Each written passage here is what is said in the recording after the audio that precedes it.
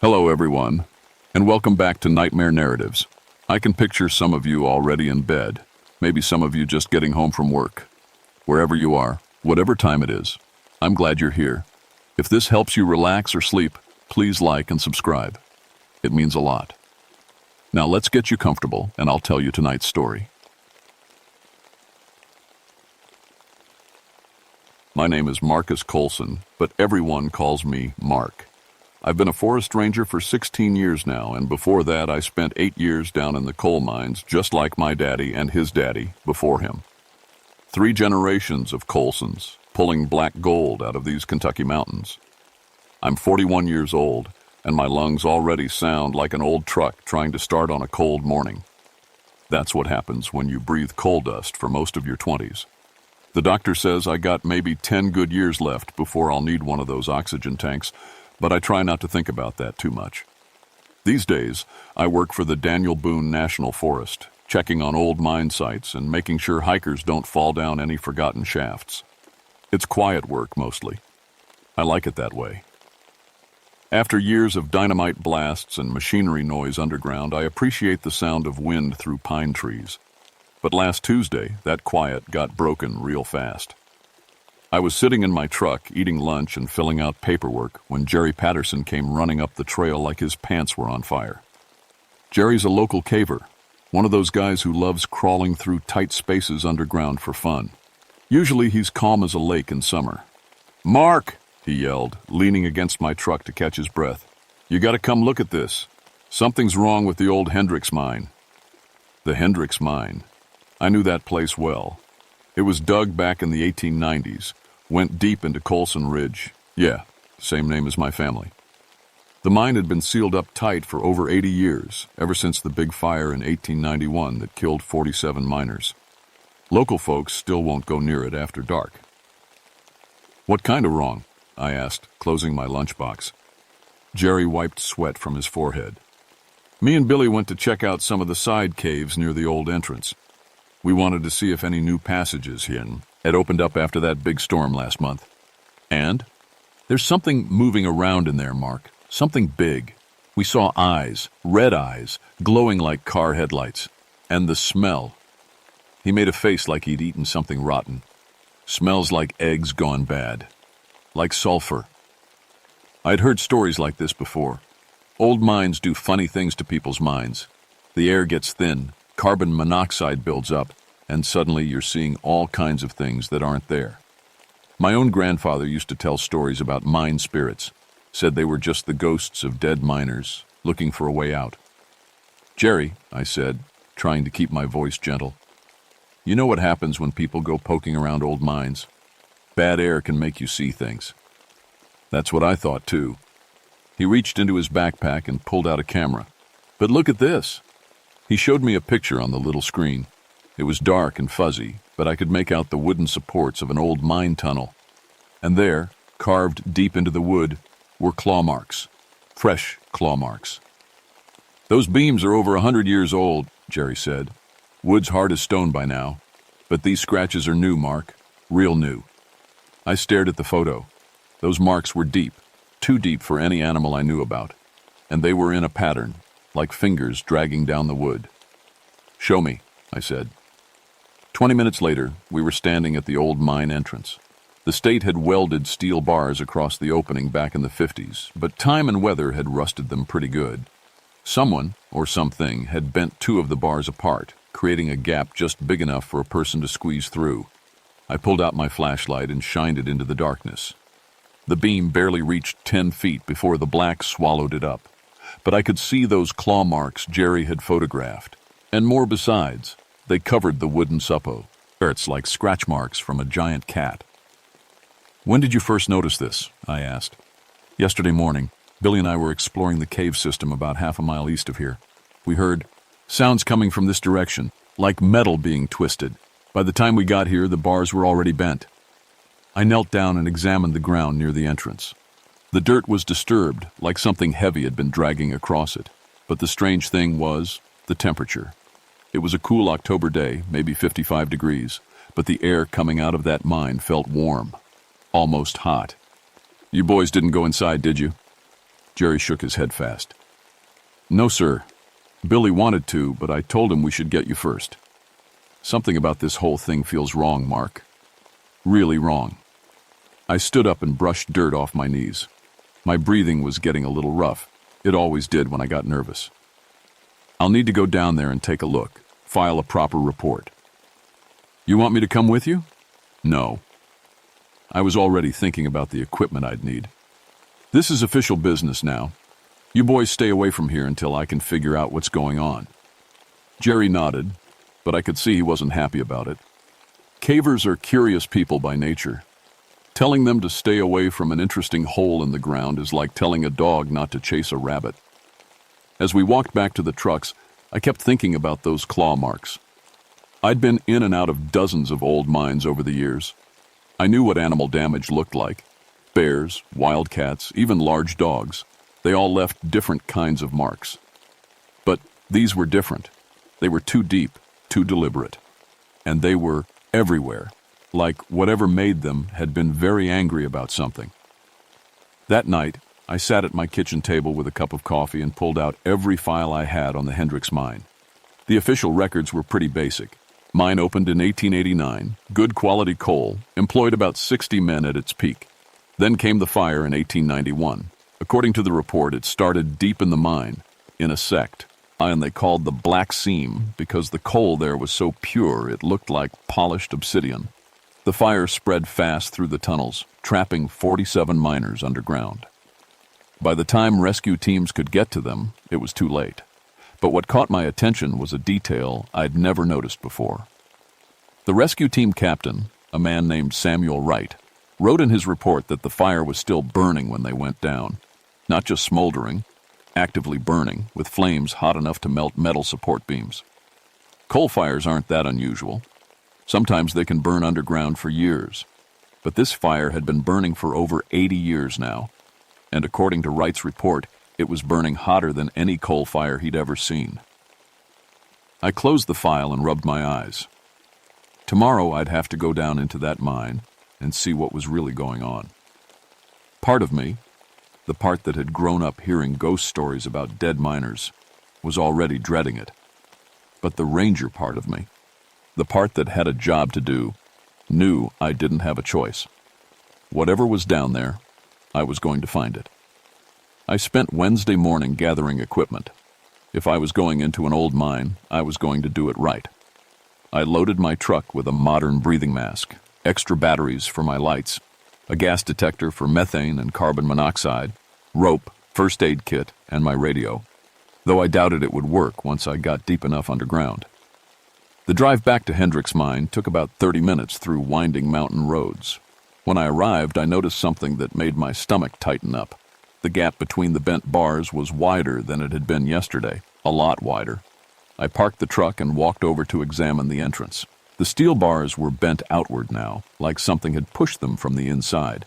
The metal was twisted in a way that would take incredible strength or incredible heat. I ran my fingers along one of the bars. It was warm to the touch, even though the morning air was cold enough to see my breath. "What the hell?" I muttered, pulling out my gas detector.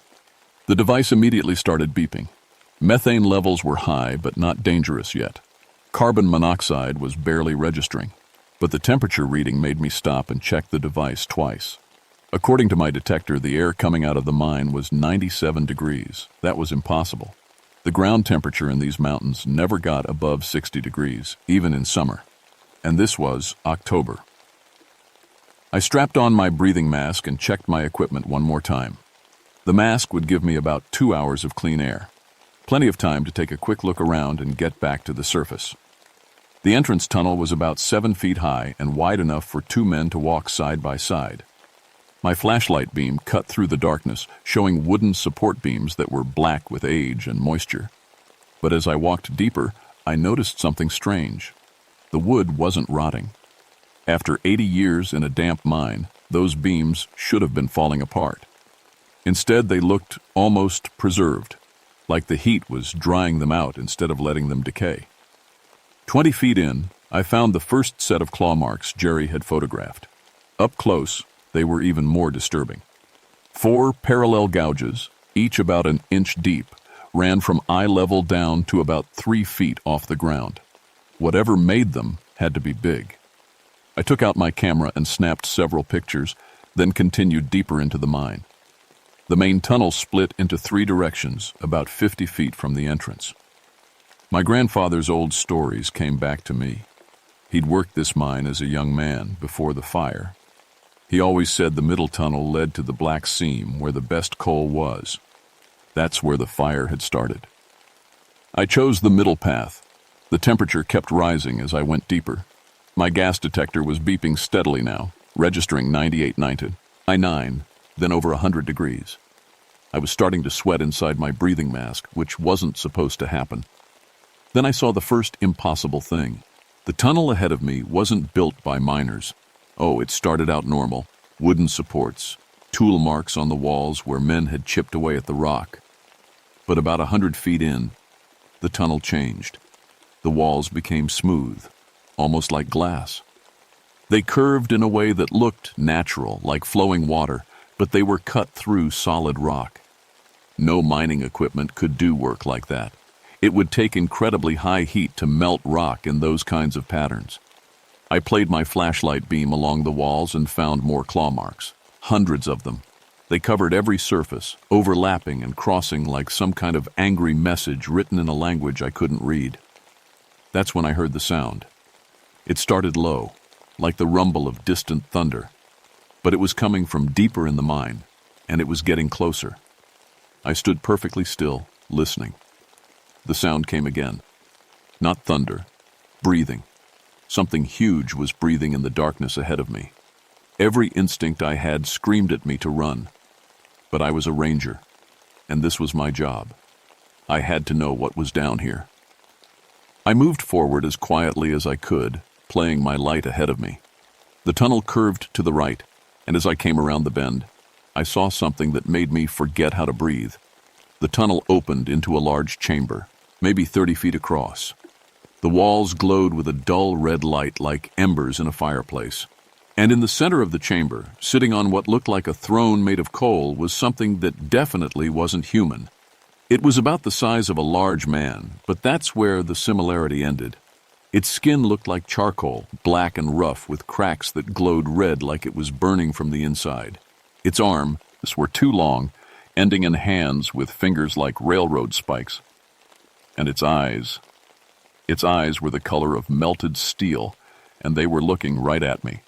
I don't remember making the decision to run. 1 second I was staring at that thing, and the next I was sprinting back through the tunnel as fast as my legs could carry me. Behind me I heard a sound like a freight train starting up, a roar that made the tunnel shake and sent rocks falling from the ceiling. The temperature was rising fast now. My gas detector was screaming warnings about heat levels. The wooden support beams were starting to smoke. I made it to the 3-way split and dove down the left tunnel instead of going back the way I'd come. I could hear that thing moving behind me, and I could smell sulfur so strong it made my eyes water even through my breathing mask. The left tunnel was shorter than the middle one. It came out on the side of the mountain, about 50 feet above the main entrance. I burst out into daylight and kept running until I reached my truck. Only then did I stop and look back at the mine. Black smoke was pouring out of both entrances. As I watched, the steel bars across the main entrance glowed red, then white-hot, then melted completely. The wooden frame around the entrance caught fire and burned away in seconds. I grabbed my radio and called it in.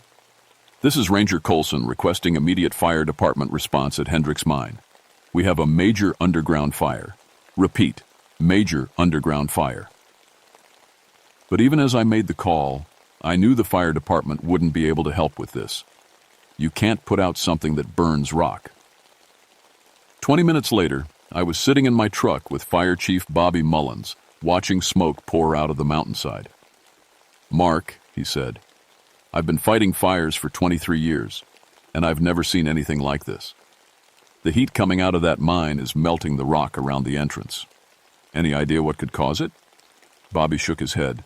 "Coal fires can burn hot, but not this hot, and they sure don't start job for me again after being dormant for 80 years. He looked at me. "You were down there. What did you see?" I thought about the thing on the throne of coal, with its glowing eyes and railroad spike fingers. I thought about the tunnel that looked like it had been melted through solid rock. Gas buildup, I said. Must have ignited when I went in with my flashlight. It was a lie, but it was a lie that made sense. Bobby nodded and made a note on his clipboard. We'll have to keep people away from this whole area until the fire burns itself out, he said. I looked back at the mountain. The smoke was getting thicker, and I could swear I saw shapes moving around inside it. Shapes that walked on two legs. How long do you think that'll take? I asked. Bobby shrugged. Coal fires can burn for decades. Could be a long wait. As we drove away, I kept watching the smoke in my rearview mirror, and I kept thinking about those glowing eyes. Whatever was down there, it wasn't just going to stay buried anymore. I didn't sleep much that night. Every time I closed my eyes, I saw that thing sitting on its coal throne, staring at me with eyes like molten metal. By morning, I'd made a decision that probably wasn't very smart. I was going back.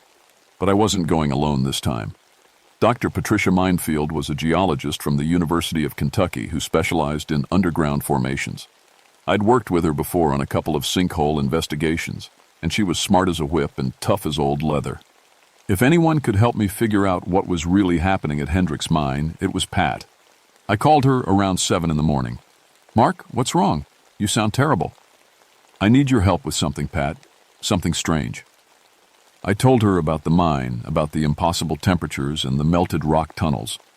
I didn't mention the thing I'd seen. Not yet. That conversatis needed to happen in person. Interesting, she said when I finished. Underground coal fires can produce some unusual geological effects. When did you say this started? Yesterday. But, Pat, this isn't just a coal fire. I think we're dealing with something more complicated. I can be there by noon. Email me the GPS coordinates. 3 hours later, Pat's Jeep pulled up next to my truck at the base of Colson Ridge. She climbed out wearing her usual field gear, khaki pants, work boots, and a hard hat with a headlamp attached. At 52, she was in better shape than most people half her age. Show me what you've got, she said. The mine entrance was still smoking, but the fire seemed to have died down overnight. The melted steel bars had cooled into twisted sculptures, and the wooden frame was just a pile of ash. Pat walked around the entrance, taking measurements and making notes in a small notebook. She had instruments I'd never seen before, things that beeped and clicked and showed numbers on digital displays. Temperatures still elevated, she said, checking one of her devices. But not as high as you described yesterday, maybe 90 degrees. Is that normal for a coal fire? Not particularly. Most coal fires burn at fairly low temperatures underground, maybe 400 or 500 degrees. Hot enough to be dangerous, but not hot enough to melt steel bars. She looked at the twisted metal. This would require temperatures over 2,000 degrees. So what could cause that? Pat was quiet for a minute, studying her instruments. There are a few possibilities. Gas explosion, maybe. Or if there's a particularly rich vein of coal down there, it could burn much hotter than normal. She looked up at me. You said you went inside yesterday. How far did you get? I told her about the tunnel system, about the melted rock walls, and the impossible architecture. I still didn't mention the creature. I want to see this for myself, she said. Pat, I don't think that's a good idea. Whatever's down there is dangerous. Mark, I've been studying underground formations for 25 years. I've been in coal mines, lava tubes, limestone caves, and some places that don't have names yet. Trust me, I can handle whatever's down there. An hour later, we were both suited up with breathing gear and safety equipment. Pat had enough instruments hanging off her belt to stock a small laboratory. I carried extra lights and emergency gear. The entrance tunnel was clear, though the walls were still warm to the touch. Our footsteps echoed in the darkness, and I found myself jumping at every small sound. Remarkable, Pat said when we reached the three-way split. She was examining the claw marks with a magnifying glass. These are definitely recent, but I've never seen anything like them. What kind of animal could make marks like that? That's just it. I don't think an animal did make them. Look at the spacing and depth. These were made by something with incredible strength and very specific anatomy. She looked up at me. "Mark, what aren't you telling me?" I took a deep breath. "Pat, yesterday, when I was down here, I saw something. Something that wasn't human." She raised an eyebrow. "Go on." I told her about the creature on the coal throne, about its burning skin and glowing eyes. As I talked, her expression changed from skeptical to interested to genuinely concerned. "You think you hallucinated it?" "I thought so at first. Bad air, stress, maybe carbon monoxide poisoning. But look around us, Pat. Look at these tunnels. Something melted through solid rock down here." Pat was quiet for a long moment, studying the walls with her instruments. "The geological evidence supports extremely high temperatures," she said finally. "Temperatures that shouldn't be possible in a natural coal fire." "So what are we dealing with?" "I don't know yet, but I think we need to see this chamber you found." We took the middle tunnel, moving slowly and checking our instruments constantly. The temperature rose steadily as we went deeper, and Pat's equipment was registering mineral compositions that didn't make sense. "Mark," she said, stopping to check one of her devices. "According to this, the rock composition changes about 50 feet ahead. It's showing traces of minerals that shouldn't exist at this depth." "What kind of minerals?" "Elements that only form under extreme pressure and heat. We're talking about conditions you'd find in the Earth's mantle, not in a shallow coal mine." We reached the curve in the tunnel, and I motioned for Pat to stop. "The chamber's just ahead," I whispered. "If that thing is still there. Let's find out." We crept around the curve and into the chamber. It was empty, but the throne of coal was still there. And now I could see that it wasn't just sitting on the chamber floor.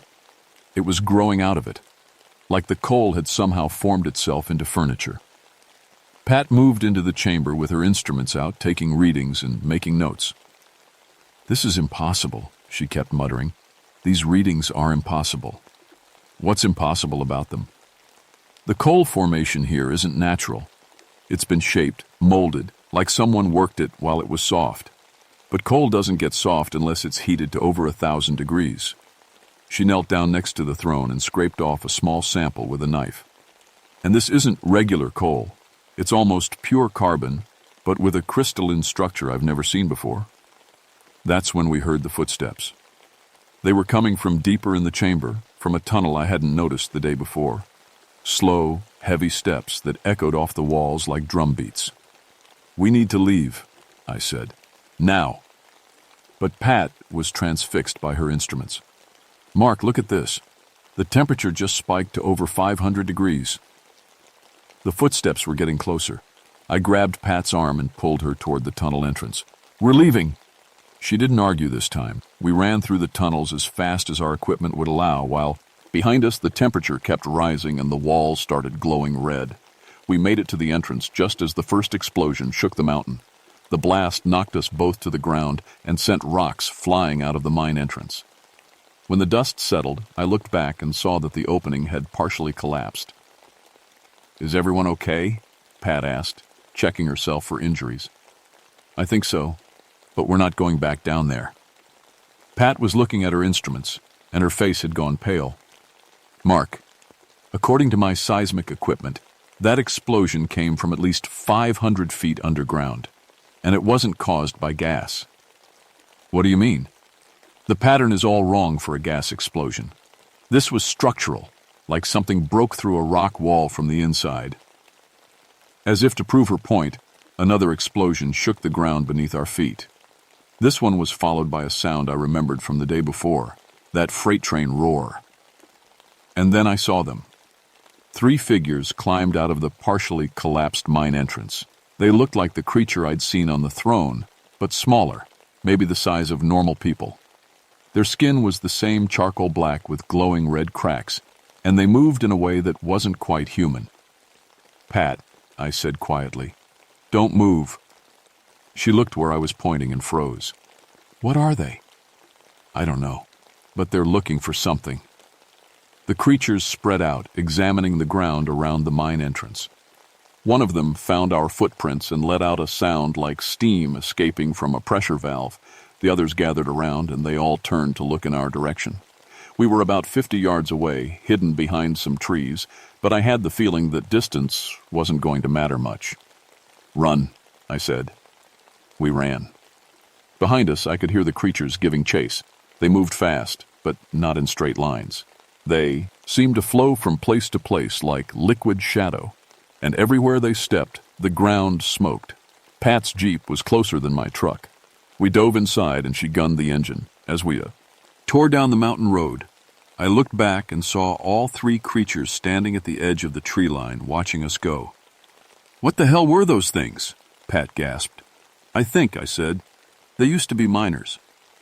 We drove straight to Pat's motel room in town, where she had more equipment and a laptop computer.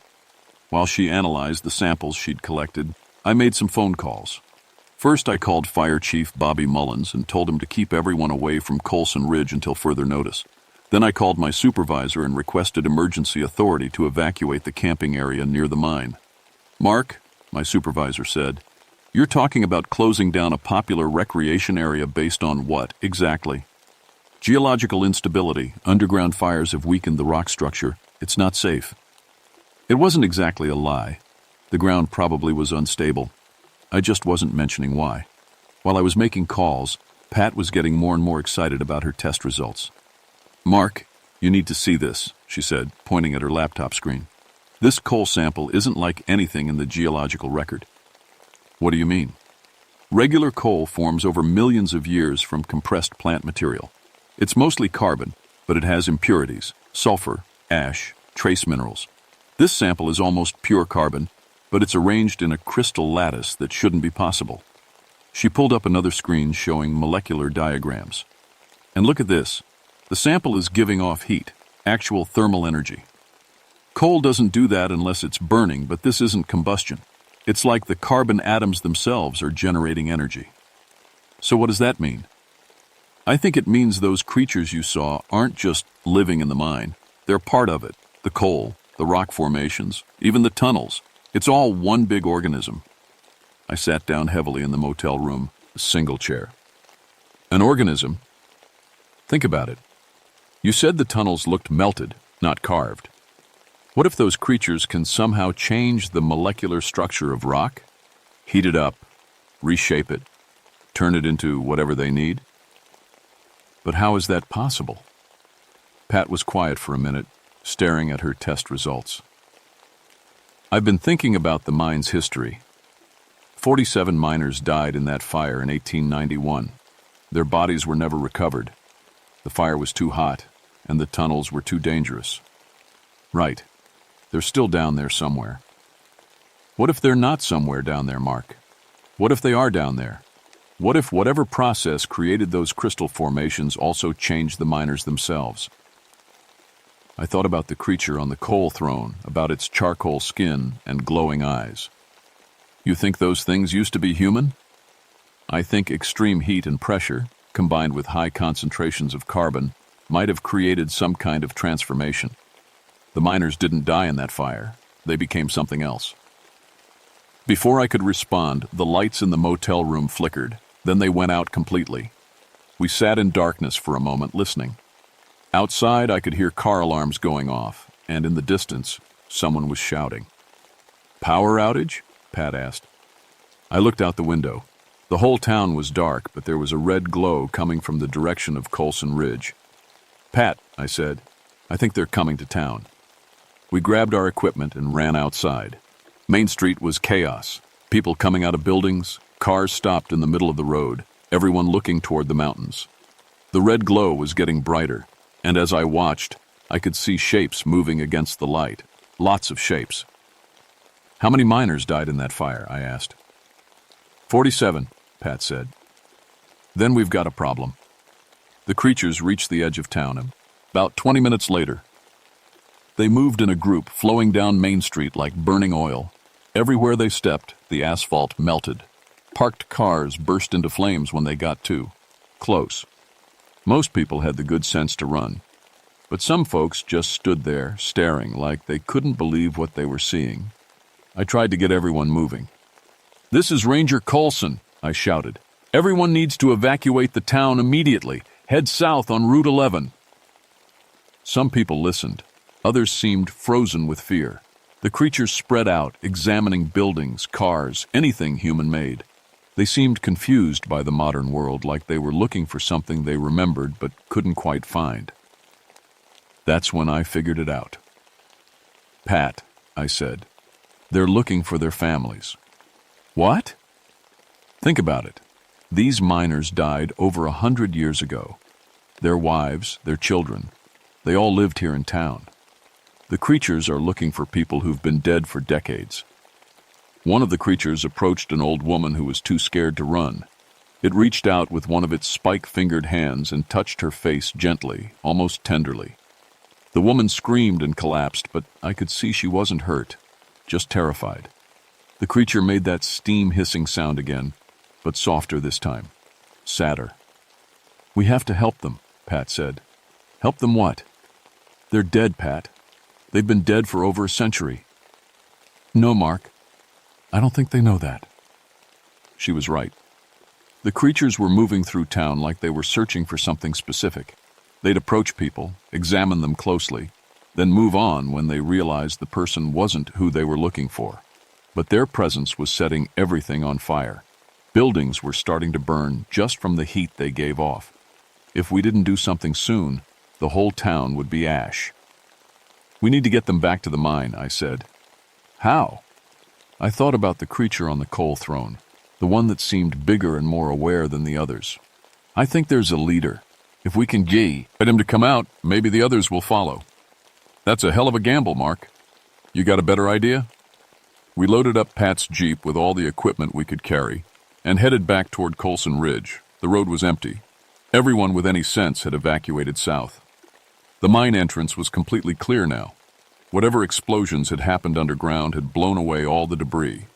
The opening yawned like a mouth, with red light glowing deep inside. "Stay here," I told Pat. "Keep the engine running." "Where are you going?" "To talk to their king."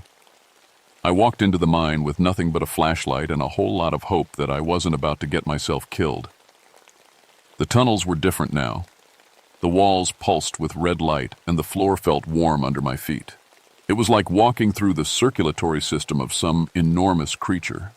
I found the big one right where I'd seen him before, sitting on his coal throne in the chamber.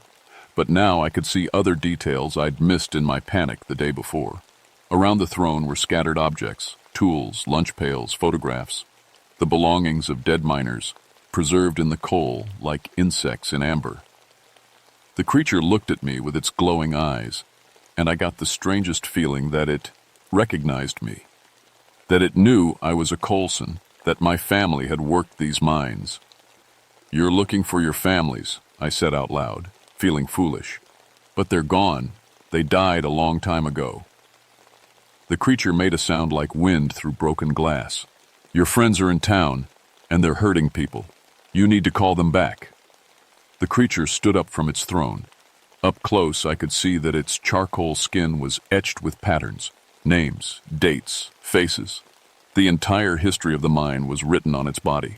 It reached out one spike-fingered hand and touched my forehead. Suddenly, I could see what it saw.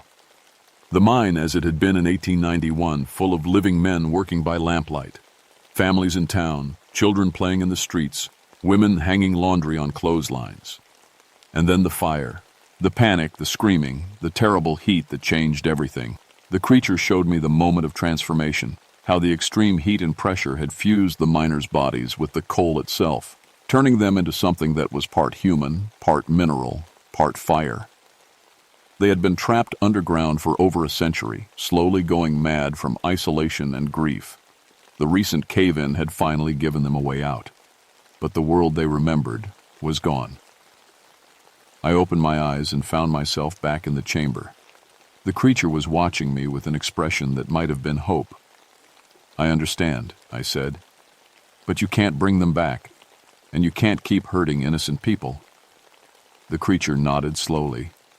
Then it opened its mouth and let out a sound unlike anything I'd ever heard, a call that echoed through every tunnel in the mine. 20 minutes later, I emerged from the mine to find all 47 creatures gathered outside. They looked at their leader, then at me, then slowly began walking back into the darkness. The last one to go was the leader himself. He paused at the entrance and looked back at me one more time. Then he raised one hand in what might have been a wave goodbye. The mine entrance collapsed a few seconds later, sealing itself with a sound like thunder. It took 3 days for the fires in town to burn out completely. The official report blamed an underground gas explosion that triggered a coal seam fire. The melted asphalt on Main Street was explained as the result of an unusually hot fire. Nobody talked about the creatures. Pat's geological samples disappeared into some university laboratory, and her preliminary report was classified by the state. She tried to publish her findings about the crystalline coal formations, but her paper was rejected by every scientific journal she submitted it to. Too extraordinary, they all said. Not enough peer review. 3 weeks later, Pat died in her sleep. Heart attack, the doctor said, but I found out later that her lungs were full of coal dust, even though she'd been wearing a breathing mask the whole time we were in the mine. I think the creatures marked her somehow. I think they knew she'd figured out their secret. As for me, my breathing got worse after that day. A lot worse. I had to retire early from the Ranger service. And these days I need an oxygen tank just to walk to the mailbox. But I'm still alive, and I think I know why. The creatures recognized me as family. A Coulson who'd worked the mines just like they had.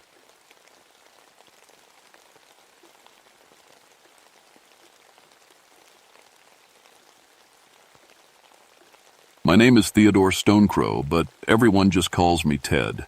I've been a park ranger in the Great Smoky Mountains for 14 years now. My grandmother used to tell me stories about these mountains when I was little. Stories about the Nunehi, the Cherokee little people who lived in the rocks and trees. I always thought they were just tales to teach kids to respect the forest. I wish I still believed that. It was early October 1965 when everything started. The leaves were turning red and gold, and the morning air had that crisp bite that made you glad to be alive. I was checking trails near Klingman's Dome, the highest peak in our section. My boots crunched through fallen leaves as I walked the old Cherokee paths my ancestors had used for hundreds of years. That's when I met the hikers. 3 college boys from Tennessee, all wide-eyed and talking fast. They'd been camping for 2 days and looked like they hadn't slept much. The tall one with the red hair kept glancing back at the trees like something might jump out. "You gotta help us, Ranger," he said. "There's something weird up there. Really weird." I'd heard this before. City folks came to the mountains and got spooked by normal forest sounds. An owl hooting at night became a monster. A raccoon scratching became a ghost. But these boys seemed different. They were scared, sure, but not the jumpy kind of scared you get from too much imagination. "What did you see?" I asked, pulling out my notebook. The red-haired kid looked at his friends. "Tell him about the toll booth." "It wasn't a toll booth," the dark-haired one said. "It was like a checkpoint, made of sticks and stones, but all fancy. And there were these people." "People?" "Little people," the third boy whispered. "About 3 feet tall, maybe less. Wearing old-fashioned clothes, like from a play or something. They said we had to pay to go up the mountain." I stopped writing. "Pay what?" "That's just it, they wouldn't say. They just kept pointing at our backpacks and talking in some language we couldn't understand. When we tried to go around them, they got angry." The red-haired kid rolled up his sleeve. 3 long scratches ran from his wrist to his elbow, too deep and clean to be from branches. "We ran," he said, "all the way down here." I looked at the scratches. They were fresh, maybe 6 hours old. And they were strange, perfectly straight, like they'd been made with tiny knives. "Show me where this happened." The boys looked at each other. "We're not going back up there." "You don't have to. Just point me in the right direction." 20 minutes later, I was hiking alone up the old Indian Trail. The boys had described a spot about 2 miles up near a big rock formation that looked like a sleeping bear. I knew the place. It was one of the sacred sites my grandmother had told me about. Cherokee families used to leave offerings there for safe passage through the mountains. The forest felt different as I climbed higher. Too quiet. Birds should have been singing, but I could only hear my own footsteps and breathing. Even the wind seemed to hold its breath. That's when I found the first one. A businessman in a gray suit was sitting on a fallen log about 50 yards off the trail. At first I thought he was just resting. Then I got closer and saw that something was very wrong. He was tiny, maybe 18 inches tall, sitting there in his perfect little suit, looking up at me with terrified eyes. "Help me," he whispered in a voice like a mouse. "Please help me." I knelt down, my hands shaking. "What happened to you?" "The court," he said. "The mountain court. They took me 3 days ago. I was just hiking and then..." He gestured at his small body. "They did this to me." I'd seen a lot of strange things in Fort Tees in years of ranger work. Bears walking on 2 legs in the distance. Lights in the forest that couldn't be explained. Sounds that made no sense. But I'd never seen anything like this. "How many of you are there?" I asked. 6 that I know of, maybe more. They keep us in cages made of gold wire. Beautiful cages, but still cages. They let me out today to look for more people, to bring them back." "Why?" The tiny man's face crumpled.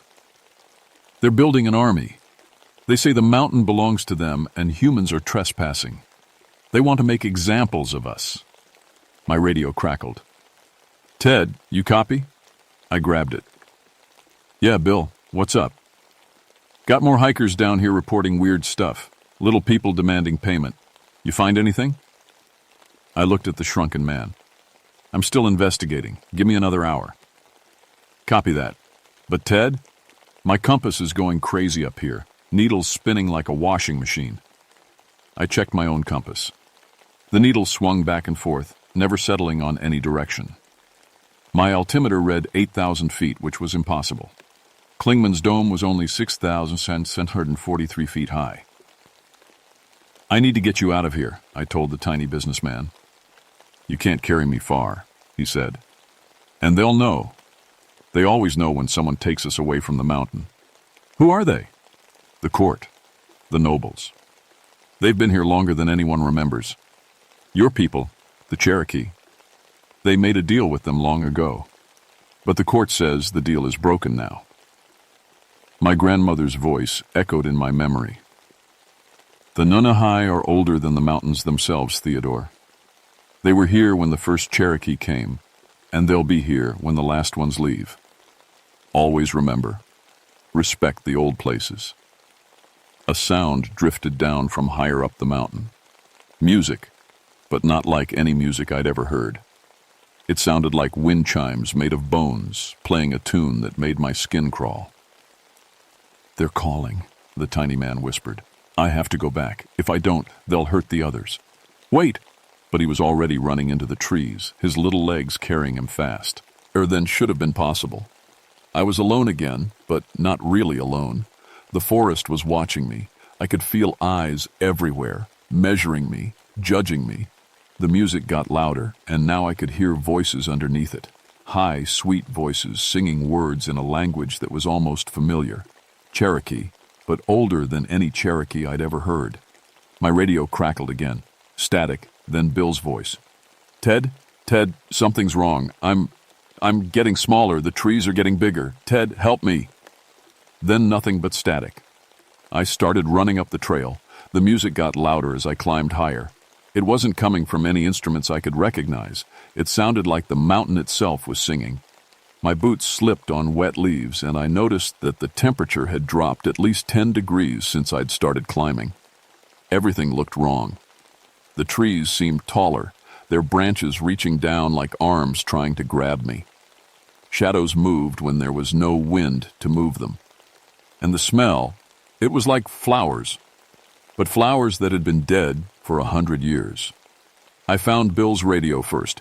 It was sitting on a moss-covered rock, still crackling with static. His ranger hat was next to it, but Bill was nowhere to be seen. "Bill!" I called out. "Where are you?" "Down here!" The voice was thin and scared. "Ted, down here!" I looked around, then down at my feet. Bill was standing next to his own hat, which now looked like a green circus tent compared to his size. He was maybe 2 feet tall, staring up at me with eyes full of fear. "They got me, Ted," he said. "Soon as I stepped into that ring of mushrooms over there, soon as my foot touched the inside, I just started shrinking." I looked where he pointed. A perfect circle of white mushrooms, each one about the size of my fist, formed a ring 20 feet across. The grass inside the ring was a different color, deeper green, almost glowing. And in the center of the ring stood something that made my breath catch. It looked like a doorway made of living wood. 2 oak trees had grown together, their branches twisting into an arch. Through the arch I could see more forest, but it was wrong. The trees beyond were massive, hundreds of feet tall, and they glowed with soft blue light. "Don't go in there," Bill said. "Whatever you do, don't step inside that ring." But as he spoke, I heard another voice, a woman's voice, calling from beyond the wooden arch. "Theodore Stonecrow," it said. "We have been waiting for you." I knew that voice. It was my grandmother's voice, but younger. The way she might have sounded when she was 20. "Your grandmother made promises, Theodore," the voice continued. "Promises that must be kept." "Don't listen," Bill whispered. "It's not her. It can't be her." But I was already walking toward the ring. I couldn't help myself. The voice was pulling me forward like a rope around my chest. "The Cherokee and the Mountain Court had an agreement," the voice said. "But your people broke it. They brought strangers to our sacred places. They let them build roads and cut down ancient trees. The debt must be paid." I stopped at the edge of the mushroom ring. Up close, I could see that each mushroom had tiny symbols carved into its stem. Cherokee writing, but older than anything I'd learned in school. "Step forward, Theodore," the voice said. "Come home." I lifted my foot to step over the mushrooms. "Ted, no!" Bill grabbed my boot with both hands, but he was too small to stop me. My foot touched the grass inside the ring. The world exploded into color and sound. The trees around me shot up like rockets, growing taller and taller until their tops disappeared into clouds. The sky turned deep purple, and stars came out even though it was still daytime. The ground beneath my feet felt soft and warm, like it was alive. But I was still my normal size. The magic had affected Bill when he stepped in, but not me. "Interesting," said a new voice. I spun around. A figure stood by the wooden arch, tall for one of the little people, maybe 4 feet high, wearing robes that seemed to be made of leaves and moonlight. Its face was beautiful in a way that hurt to look at, with eyes like deep water and skin that glowed softly. "You are protected," it said. "Your blood carries the old agreements.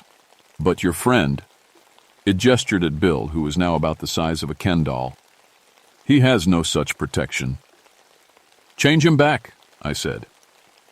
The figure laughed, and the sound was like silver bells falling on stone.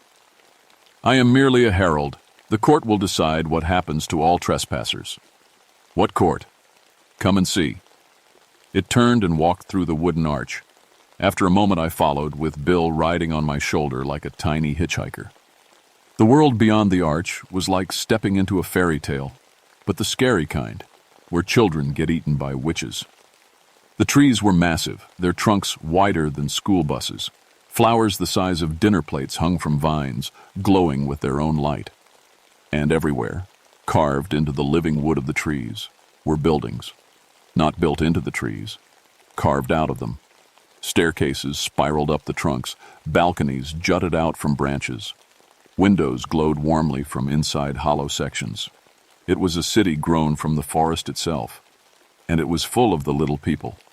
They came out to watch us pass, dozens of them, all dressed in clothes that looked like they'd been stolen from a Renaissance fair. Rich fabrics in deep colors, jewelry that sparkled like captured starlight, crowns and circlets made of twisted branches. They were beautiful and terrible at the same time, like angels who'd decided to become demons for fun. "Ted," Bill whispered in my ear, "look at their eyes." I looked closer. Every single one of them had the same eyes, black as deep water with no pupils or irises, just endless darkness that seemed to go on forever. The herald led us to the largest tree, one so massive that a highway could have run through its trunk. Carved into its base was a great hall, with pillars made of living wood and a ceiling that disappeared into shadows. At the far end, on a throne carved from a single enormous root, sat the Mountain King. He was bigger than the others, still small by human standards, but clearly their ruler. His crown was made of antlers that seemed to grow from his own head, and his robes were the deep green of old forest moss. When he looked at me, I felt like a mouse being watched by a hawk. "Theodore Stonecrow," he said, and his voice echoed through the hall like thunder. "Welcome to our court." The hall was full of the little people, nobles, I guessed, based on their fancy clothes. They sat on benches carved from mushrooms, all watching me with those terrible black eyes. "Your people have broken the old agreements," the king continued. "For 200 years, we honored the treaty your ancestors made with us. We stayed hidden. We allowed passage through our lands. We asked only for respect and occasional offerings." I found my voice. "What treaty?" "The Treaty of the Deep Woods, signed in blood by your great-great-grandmother, Standing Bear Woman. She promised that the Cherokee would remember the old ways, would teach their children to respect the sacred places." One of the nobles stood up. This one looked female, with a crown of twisted silver on her head. "But they did not keep their promises," she said, her voice sharp as broken glass. "They brought strangers. They allowed the cutting of sacred trees. They built roads through our most holy places. And so we are taking what is owed," the king said. "The mountain belongs to us. We will make examples of all trespassers." He gestured to one side of the hall. I turned and saw them. About a dozen human beings, all shrunk down to the size of dolls, sitting in beautiful golden cages that hung from the ceiling like bird cages. They looked down at me with desperate eyes. "Choose," the king said. "Join them as our pets or face our justice." "What kind of justice?" The king smiled, showing teeth that were too sharp. "Trial by ordeal. 3 tasks, each more difficult than the last. Succeed, and we will release all our prisoners and honor you as a friend of the court. Fail." He didn't need to finish. I could see the answer in those black eyes. "I accept," I said. Bill grabbed my ear. "Ted, you can't. This is crazy." But I was thinking of my grandmother's stories. She'd always said the Nunahai were fair in their own way. They kept their bargains, even when it cost them. "What are the tasks?" I asked. The king leaned forward on his throne. "First, you must retrieve the golden acorn from the crown oak. But you must do it as one of us. We will make you small, and you must climb the tree with your own hands." I looked up at the prisoners in their cages. They were watching me with hope in their eyes. "When do we start?" I said. The king raised his hand, and I felt a strange tingling all over my body, like my skin was full of electricity. The world around me started growing larger and larger, or maybe I was getting smaller and smaller. Either way, the throne room became a vast cathedral, with the king looming above me like a mountain. When it stopped, I was about 3 feet tall, the same size as the court nobles. Bill, who had been riding on my shoulder, was now eye level with me. "At least we're the same size now," he said, trying to sound brave. "The crown oak stands at the heart of our realm," the king announced. His voice now sounded like it was coming from the sky itself. "Bring us the golden acorn from its highest branch, but beware, the tree is protected by its guardian." 2 of the nobles led us out of the throne room and deeper into the forest city. Everything was different at this size. Flowers I could have stepped over before now towered above my head like colorful umbrellas. Streams I could have jumped across were now rushing rivers. And the sounds, everything was louder, more intense. A bird singing somewhere above sounded like an opera singer. The crown oak stood in a clearing at the center of the tree city. It was the biggest tree I'd ever seen, even bigger than the throne room tree. Its trunk was so wide I couldn't see where it ended, and its branches reached up into the purple sky like the arms of a giant. High up, maybe 200 feet above us, I could see a single golden light glowing among the leaves. The golden acorn, one of our guides said. It holds the power of growth and life. Bring it to the king and you will have completed the first task. I looked up at the massive trunk. The bark was rough and full of handholds, but 200 feet was a long way to climb when you're only 3 feet tall. What's the guardian? I asked. My guide smiled that sharp-toothed smile. You will see. I started climbing. The bark was easier to grip than I'd expected. My smaller hands could find holds that would have been impossible at normal size. But it was still exhausting work. Every few feet I had to stop and rest, my muscles burning with effort. Bill stayed on the ground, too scared to climb. Be careful, Ted, he called up. If you fall from there, you'll be pancake. I was about halfway up when I heard the buzzing. It started soft, like a bee flying nearby. But it got louder and louder until it sounded like a chainsaw. I looked around, trying to find the source. That's when I saw it. A wasp the size of a small airplane was flying toward me, its huge black eyes reflecting my tiny form. Its stinger was as long as a sword, and it looked very, very angry. Guardian Wasp, one of the nobles called from below. Do not let it sting you, or you will sleep for 100 years.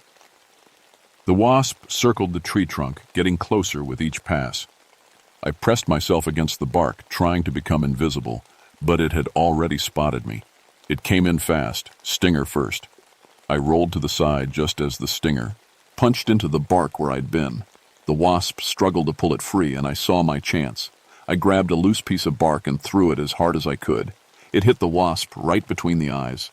The giant insect buzzed angrily and backed off, then came at me again. This time I was ready. As it charged, I jumped to a different part of the trunk, using my small size to move quickly between the bark ridges. The wasp tried to follow, but it was too big to maneuver in the tight spaces. After a few more attempts, it gave up and flew away, probably to find easier prey. I kept climbing.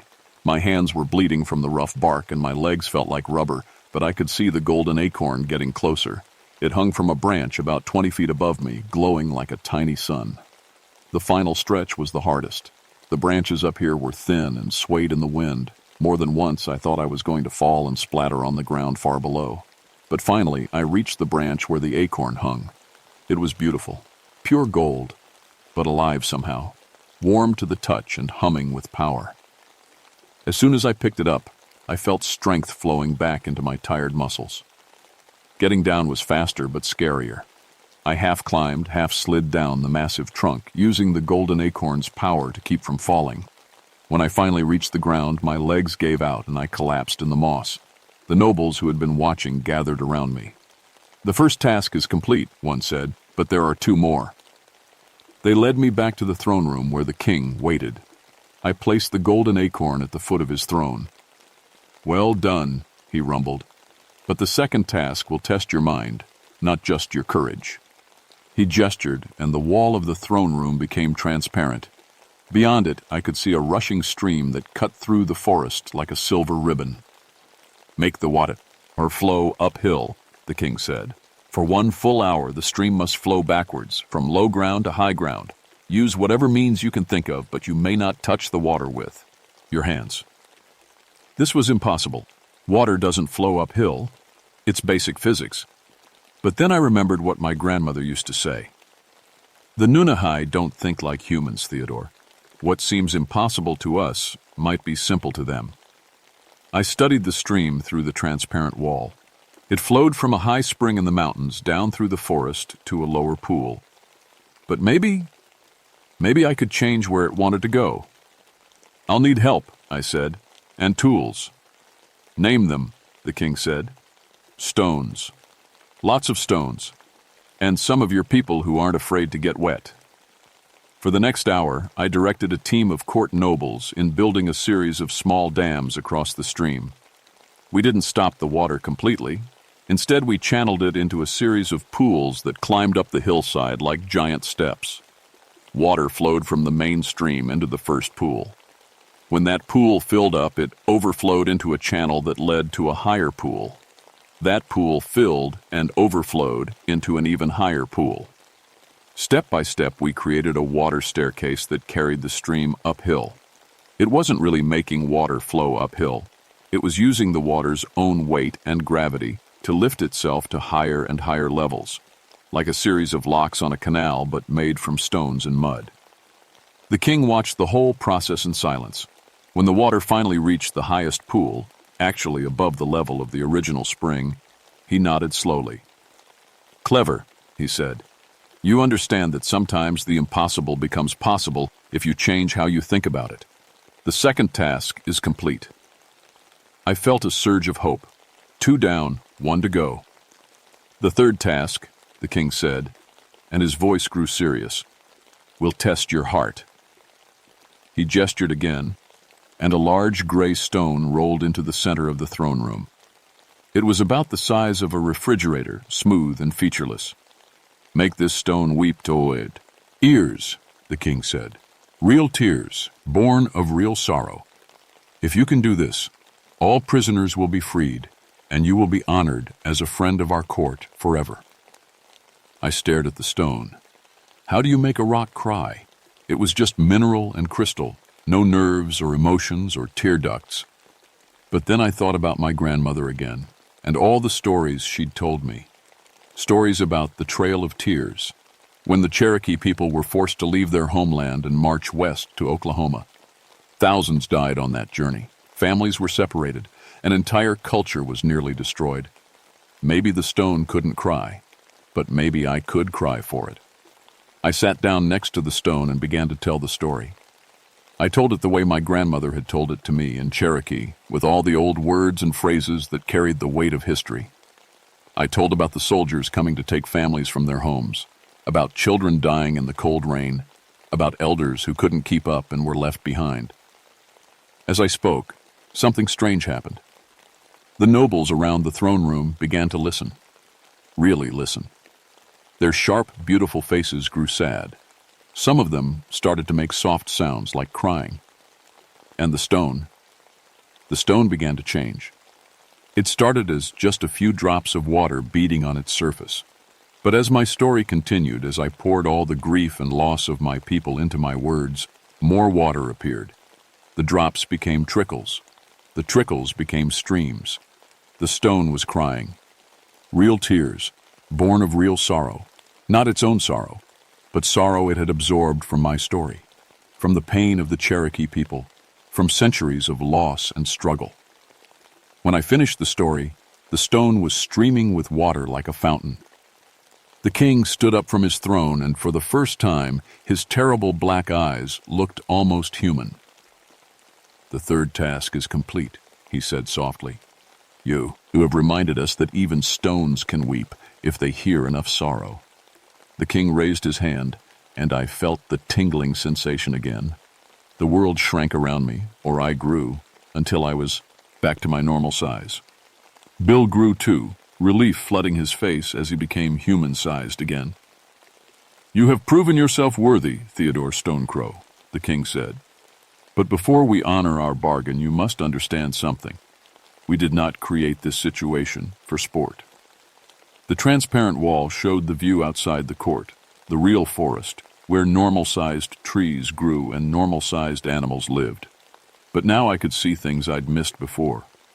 Clear-cut areas where ancient trees had been felled, streams polluted with runoff from construction sites, roads cutting through sacred groves. "Your people, all people, have forgotten the old agreements," the king continued. "They take from the land without giving back. They build without asking permission. They treat the forest like a thing to be used instead of a living being to be respected." I thought about the hiking trails I maintained, the campgrounds I cleaned, the visitors I helped every day. Most of them were good people who loved the mountains. But some treated the forest like their personal playground, leaving trash and cutting branches and disturbing wildlife. "We are not evil, Theodore," said the queen, the female noble who had spoken before. "But we are old, and we are tired of being ignored. These prisoners we have taken, they represent all that will protect our sacred places while allowing respectful humans to visit." "What kind of agreement?" the queen answered. "Certain areas of these mountains will be declared off limits to all humans. Others will remain open, but with conditions. And you, Theodore Stonecrow, will serve as our ambassador to your people. Ambassador? You will help us identify those who threaten the sacred places. You will guide respectful visitors and turn away those who come with harmful intent. In exchange, we will share our knowledge with you, knowledge that will help you protect the entire forest. I looked at the prisoners in their cages. I thought about Bill, who had been shrunk just for stepping in the wrong place. I thought about all the people who might face the same fate if this conflict continued. What happens to my normal life, my job as a ranger? The king smiled, and for the first time it didn't look threatening. You will remain a ranger, but you will become much more effective at your job. We will teach you to see the forest as we see it. Every plant, every animal, every stone. You will know when someone enters with harmful intent, and you will be able to guide them away before they cause damage. And if they refuse to be guided? The queen's smile was sharper. Then they will face the same fate as these prisoners. But we hope, with your help, that will rarely be necessary. I thought about it. It wasn't really a choice. I couldn't leave those people trapped in cages, and I couldn't let the court continue shrinking innocent hikers. But maybe it was also an opportunity. Maybe I could help both sides understand each other. I accept, I said. The king nodded. Then let us begin the new agreement. He raised his hands and the golden cages opened. The prisoners tumbled out, growing back to normal size as they fell. They looked around in confusion, then started running toward the wooden arch that led back to the normal world. Wait, I called after them. You need to understand. But they were already gone, fleeing through the portal. Do not worry, the Queen said. We will modify their memories. They will remember only a strange dream about getting lost in the forest. But you, Theodore, you will remember everything. I felt something change inside my head, like a door opening. Suddenly, I could see the forest in a completely different way. Every tree had a glow around it that showed its health. Every stream sparkled with information about the creatures that lived in it. Every rock formation hummed with the history of what had happened there. And I could feel the presence of the court nobles scattered throughout the mountains, watching and protecting their sacred places. This is your gift, the king said, and your burden. You will age more quickly because of it. The magic has a price, but you will be able to protect both worlds, human and fey. I felt the truth of his words. My hair was already turning gray at the temples, and my hands looked older than they had an hour ago. How long do I have? Perhaps 10 years, the queen said softly. Long enough to train a successor, if you choose wisely. Bill grabbed my arm. Ted, we should go. This is all too much.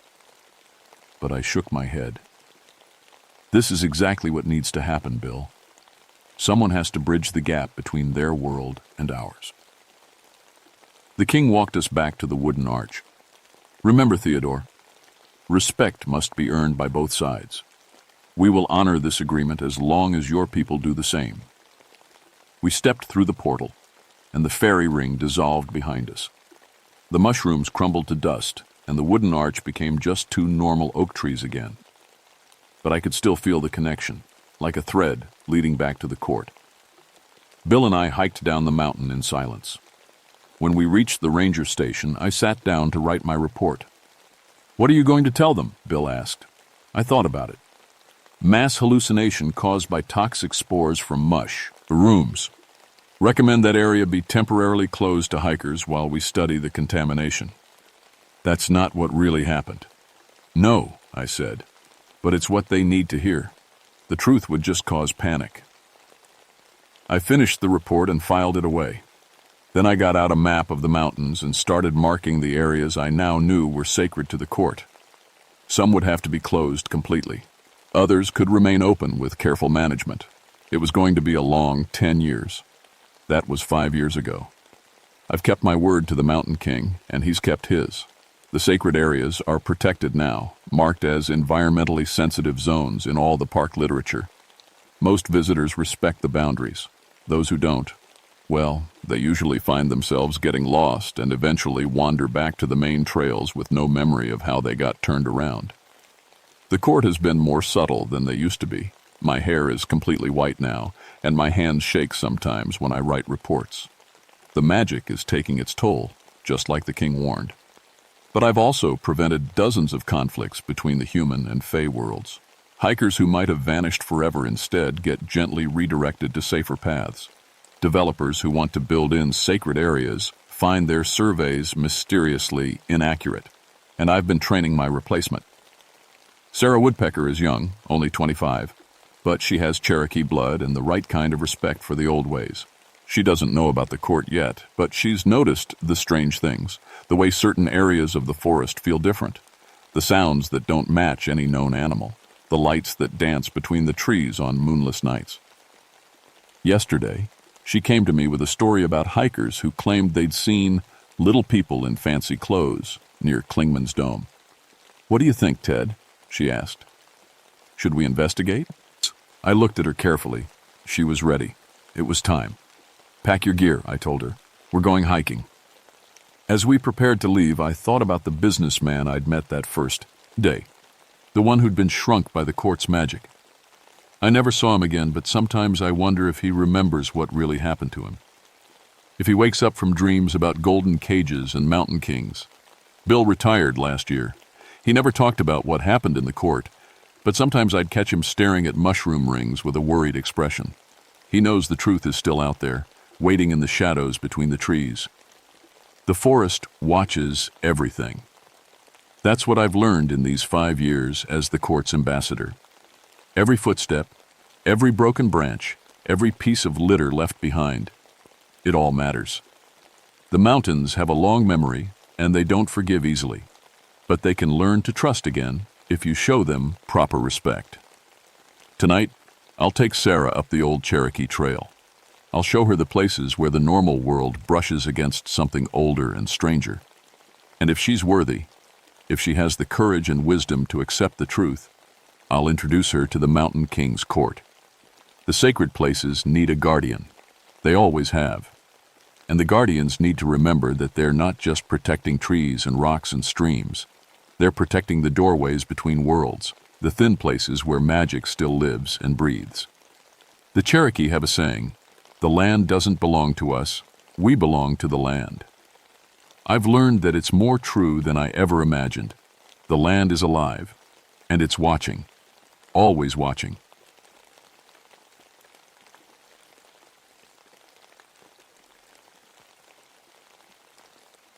My name is Jackson Hawthorne, but everyone calls me Jack.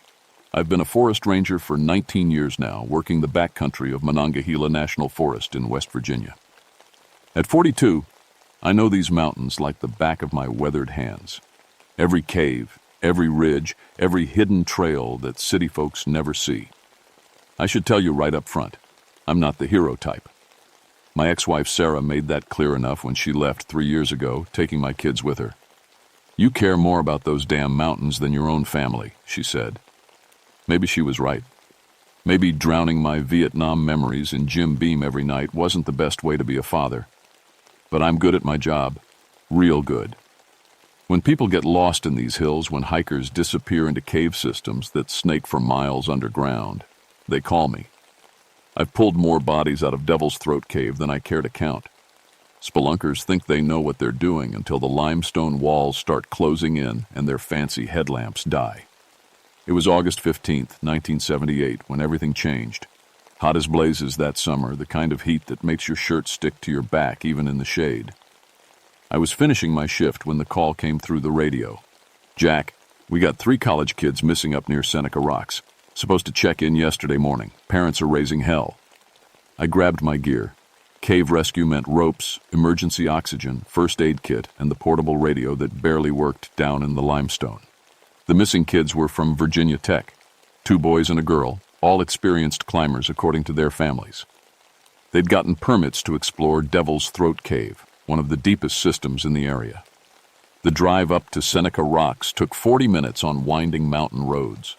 These weren't the gentle rolling hills you see in postcards. This was old Appalachian wilderness, bayous. Here the trees grew thick and dark, where families had lived in hidden hollows for generations without ever seeing a government man. When I reached their campsite, My stomach dropped. 3 tents still set up, food hanging in bear bags, gear scattered around like they'd just stepped away for a minute. But their car keys were sitting on a log, and nobody goes caving without a way to drive home. The mouth of Devil's Throat Cave sat about 100 yards from their camp, a black hole in the limestone cliff face that always made me uneasy. Local folks had stories about that cave going back generations, but I'd never paid much attention to mountain superstition. What caught my attention was the rockfall. Fresh limestone chunks and dirt completely blocked the entrance. Now, rockfalls happen, but this looked wrong. Too neat, too much like someone had sealed it from the inside. I was setting up my equipment when I heard her coming down the trail. Old Emma Crane lived up on the ridge in a cabin her grandfather built. Mountain people called her a granny woman, someone who knew herbs and old remedies. She was maybe 70, with gray hair in a tight bun and eyes sharp as a hawk's. "You planning to go in there, Ranger Jack?" she asked, stopping at the edge of my work area. "Got 3 kids missing, Emma. This is where their trail ends." She shook her head slowly. "Ain't no good gonna come of opening that cave. Some things should stay buried." "What are you talking about?" Emma looked at the sealed entrance like it was a grave. "My grandmother told me stories about Devil's Throat, about the hollow singers who call souls home. They've been quiet for years now, but last night," she paused. "Last night I heard them singing again. 3 voices harmonizing like angels. But angels don't sing to steal your breath away." I'd heard enough mountain folklore to fill a book, but something in Emma's voice made my skin crawl. "Just old stories, Emma." "Maybe so." She turned to leave, then looked back. "But if you hear singing down there, Ranger Jack, you run. You run, and don't look back." 2 hours later, I had enough of the rockfall cleared to squeeze through. My headlamp cut through the darkness, showing smooth limestone walls that disappeared into black nothing. The air felt wrong, too cold for August, too still, like the cave was holding its breath. I followed standard search protocol, marking my path with chalk arrows every 20 feet. The main tunnel sloped downward for maybe 50 yards before opening into a larger chamber. That's where I found the first sign of the missing students. 3 headlamps sat on a flat rock, still working, casting wild shadows on the cave walls. Beside them lay a coil of climbing rope and a helmet with Jenny written in marker on the side. But no sign of the kids themselves. I keyed my radio. Nothing but static. Radio signals never worked well underground, but this was different. A strange buzzing that almost sounded like whispers. That's when I heard it. Singing. Faint at first, coming from deeper in the cave system. Multiple voices harmonizing, all female, singing something that sounded like a lullaby. The melody was hauntingly beautiful, the kind of sound that made you want to follow it no matter where it led. But Emma's warning echoed in my head. I forced myself to stop and listen carefully. The singing wasn't coming from just one direction. It seemed to echo through the limestone, bouncing off walls and flowing through passages like water. I followed the left tunnel, marking my way. The temperature kept dropping, and soon I could see my breath in the beam of my headlamp. In August. Underground in West Virginia. That wasn't natural. The tunnel opened into a smaller chamber, and that's where I found him. The boy couldn't have been more than 20. He sat with his back against the cave wall, knees drawn up, staring at nothing. His skin had a gray pallor, and frost covered his hair and eyebrows. And I called out, rushing over, "You okay? Can you hear me?" He didn't respond. When I touched his shoulder, his skin felt like ice, but he was breathing. Shallow, slow breaths that came out as white puffs in the frigid air. His eyes were open, but completely dilated, pupils so large I couldn't see any color. Most disturbing of all, he was humming. The same melody I'd been hearing, a soft, wordless tune that seemed to come from deep in his chest. I checked for injuries but found nothing obvious. No bleeding, no broken bones, but his pulse was dangerously slow. Classic signs of severe hypothermia, which made no sense in these conditions. "What's your name?" I asked, shining my light in his face. "Where are your friends?" He just kept humming. That haunting melody that made something deep in my brain itch with wrongness. I tried to lift him, but he was dead weight. 200 pounds of limp college student, and I still had to find the other two. I couldn't carry him out alone, not through narrow cave passages. I keyed my radio again, hoping for better luck. Still nothing but that strange static. But underneath the white noise, I could swear I heard voices. Faint, female voices, singing the same melody the kid was humming. The smart thing would have been to mark this location and go for help. But rangers don't leave people behind, especially not kids who looked like they were dying of exposure. I decided to find the other two students first, then figure out how to get all three out safely. I pulled off my jacket and wrapped it around the humming boy, though it didn't seem to help much. Following the chalk arrows back to the main chamber, I took the right tunnel this time. The singing got louder as I went deeper, no longer faint and distant, but clear and present, like the singers were just around the next bend. The tunnel curved sharply, and my headlamp illuminated something that made me stop cold. Handprints. Dozens of them pressed into the soft limestone walls. But these weren't normal human hands. The fingers were too long, with too many joints, and the palms were narrow and elongated. They covered both walls of the tunnel like some kind of bizarre art installation. I played my light over them carefully. Some looked fresh, the limestone still soft around the edges. Others were old, worn smooth by time and moisture. How old I couldn't guess, but some looked like they'd been there for decades. The singing was coming from just ahead now, clear enough that I could almost make out words. Almost, but not quite. Like listening to a foreign language that sounded familiar but made no sense. I rounded another curve and found the second student. She hung from the ceiling. Not literally hanging. There was no rope, no equipment. She just floated there, 6 feet off the cave floor, arms spread wide like she was being held by invisible hands. Her blonde hair drifted around her face like she was underwater. Her eyes were closed, and she was singing. The same melody, the same haunting harmony, but now I could see it coming from a living person. Her lips moved in perfect sync with the voices I'd been hearing, and frost covered her clothes like she'd been there for hours. "Jenny!" I shouted, because the helmet back in the main chamber had her name on it. "Jenny, can you hear me?" Her eyes opened, completely white. No iris, no pupil, just solid white, like she'd gone blind. But she looked right at me and smiled. Then she spoke in a voice like winter wind through bare trees.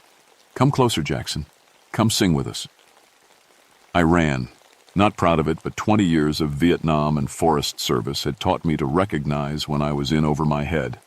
A girl floating in midair with white eyes was definitely over my head. I stumbled through the tunnels, following my chalk marks back toward the entrance. My radio crackled with static, and underneath the white noise I could hear them, all three voices now, harmonizing in that awful, beautiful song that made my teeth ache. When I reached the main chamber, I found the humming boy exactly where I'd left him. Still alive, still breathing, still making that soft humming sound. But now there was frost covering the rock around him, spreading outward like ice flowers. I tried the radio one more time. Nothing. Whatever was happening in this cave, I was on my own. The smart thing was to get help. Call in a full rescue team. Maybe some kind of specialist who dealt with whatever the hell this was. But that would take hours, and I had a strong feeling these kids didn't have hours. I was studying my map, trying to figure out if there was another way into the cave system, when I heard footsteps. "Jack, you down there?" Marie Blackburn's voice echoed from the entrance tunnel. She was another ranger, newer than me but good at her job. We'd worked together on cave rescues before. "Down here," I called back. "Bring rope and emergency blankets." She appeared a few minutes later, loaded down with gear. Marie was maybe 30, tough as leather, with short brown hair and calloused hands. She took one look at the humming boy and swore under her breath. "Jesus, Jack. What happened to him?" "I don't know. Found him like this. The other two are deeper in the system." I hesitated. "Marie, have you ever seen anything strange in these caves?" She was checking the boy's pulse, frowning at what she found. "Strange how?" I couldn't bring myself to tell her about the floating girl or the handprints. It sounded crazy, even in my own head. Just strange. Weird noises, temperature changes. These old limestone caves play tricks on you. Sound bounces around. Cold air gets trapped in pockets. She looked up at me. Why? What did you see down there? Before I could answer, the singing started again. Louder now, clear enough that Marie heard it too. Her head snapped up and she looked toward two, deeper tunnels with a puzzled expression. That's beautiful, she said softly. Sounds like a church choir. Marie, we need to get this kid out of here, now. But she wasn't listening. She stood up slowly, her eyes getting that distant look I'd seen on the humming boy's face. The singing got louder, more complex, like more voices were joining the harmony. Marie! She started walking toward the tunnel where I'd found Jenny. I grabbed her arm, but she shook me off with surprising strength. Don't you hear them, Jack? They're calling us home. I pulled out my emergency whistle and blew it as hard as I could. The sharp, piercing sound echoed off the cave walls, and for a moment the singing stopped completely. Marie blinked and looked around in confusion. What? Where was I going? Away from here. We're leaving. Now. I helped her get the boy into a rescue harness, and we started dragging him toward the entrance. But we'd only gone 20 feet when the singing started again, and this time it was different. This time they were singing my name. Jackson, Jackson, come home, Jackson. 3 voices in perfect harmony, calling me like my mother used to when I was a kid playing in the woods behind our house. Sweet and loving and impossible to ignore. I found myself slowing down, letting go of the rescue rope. The voices were so beautiful, so welcoming. They promised peace, rest, an end to all the nightmares and guilt and loneliness that had been eating at me since Vietnam. Marie grabbed my shoulder. Jack, something's wrong with the cave. I looked around and nearly dropped my headlamp. The limestone walls were moving, not fast, but steady and obvious, like they were breathing. In and out, like the entire cave system was alive, and the handprints were multiplying. As I watched, new ones appeared in the soft stone, those elongated, too many jointed fingers pressing into the walls like the cave was full of invisible people trying to get out. We need to find the other 2 kids, Marie said, but her voice sounded strange, like she was Tolled, king in her sleep. No, we need to get out of here. The singing got louder, more insistent. Now I could hear individual words in a language that wasn't English but somehow felt familiar. They were calling all our names now. Jackson, Marie, even the humming boy who I now realized was named David. Come home, come sing, come sleep in the stone. Marie let go of the rescue rope and started walking back into the cave. This time when I grabbed her, she fought me, clawing at my hands with her fingernails. Let me go, they need us.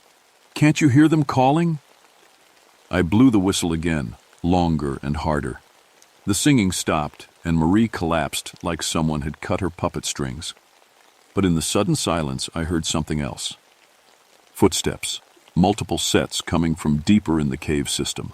Soft, barefoot steps on stone, getting closer. I didn't wait to see what was making them. I grabbed Marie under her arms and dragged her toward the entrance, leaving David behind. I hated myself for it. But whatever was in this cave was spreading, getting stronger, and I couldn't save anyone if I got caught too. We made it maybe 30 yards before Marie started fighting again, screaming that I was taking her away from her family, that the voices were her sisters calling her home. I had to hit her, not hard, just enough to daze her and carry her the rest of the way. When we reached the sealed entrance, I could hear them behind us. Not just footsteps now, but voices. Real voices, not just singing. Women's voices, speaking in that strange, familiar language, getting closer and closer. I pushed Marie through the gap in the rockfall and squeezed out after her. The moment we hit sunlight, she collapsed again, gasping and shaking like she'd been underwater for too long. What happened? She whispered. Jack, what was that place? I looked back at the cave entrance. The singing, G had stopped. but I could feel something watching us from the darkness beyond the rocks. Something patient and hungry and very, very old. "I don't know," I said. "But we're not going back. In there alone." 2 hours later, we came back with everything we could carry. Portable lights, more rope, emergency flares, and Marie's idea, a portable air horn loud enough to wake the dead. If noise could break whatever spell those voices cast, we'd have enough noise to level a mountain. We also brought dynamite. Marie thought I was crazy when I suggested it, but I'd seen enough. 3 college kids were dying in that cave, trapped by something that shouldn't exist. If we couldn't get them out, we'd have to force the cave to give them up. The humming boy, David, was worse when we went back in. Ice covered his whole body now, and his humming had gotten quieter, like he was running out of breath.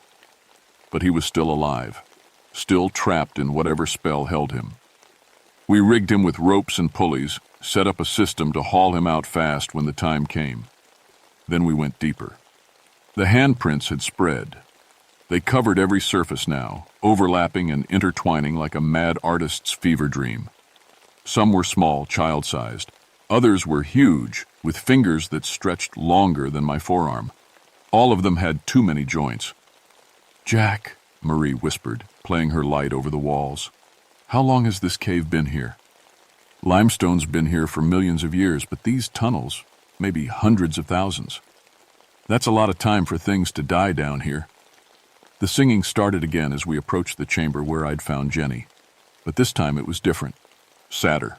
More desperate. Like they knew we were coming and didn't want us to see what they'd become. Jenny was still floating in the chamber, but she wasn't alone anymore. 2 other women hung in the air beside her. One wore a dress that might have been white once, but was now stained gray with cave moisture and age. The other wore what looked like a Civil War-era morning dress, all black lace and buttons, rotted and torn. All 3 had the same white, pupilless eyes. All 3 were singing. But Jenny was changing. Her skin had gone gray like David's, and frost covered her clothes. As I watched, her body began to shimmer, becoming translucent like the other 2. "Jesus Christ," Marie breathed. "What are they?" The women in old dresses turned to look at us.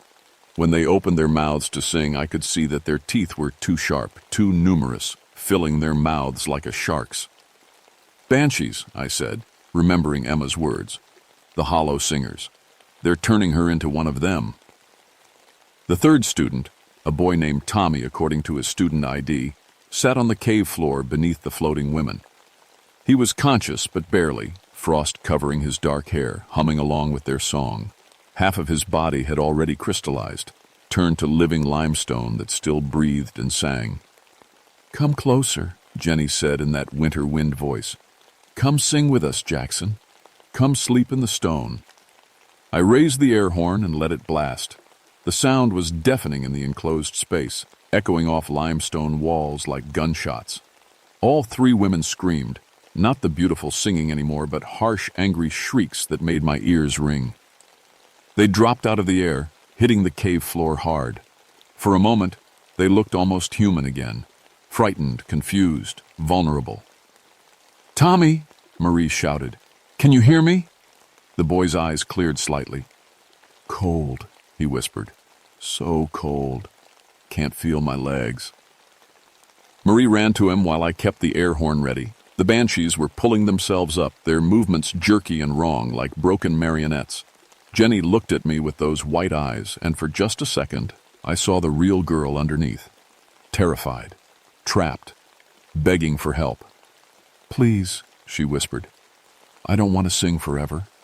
Then the white returned to her eyes, and she opened her mouth in a scream that bypassed my ears and went straight to my soul.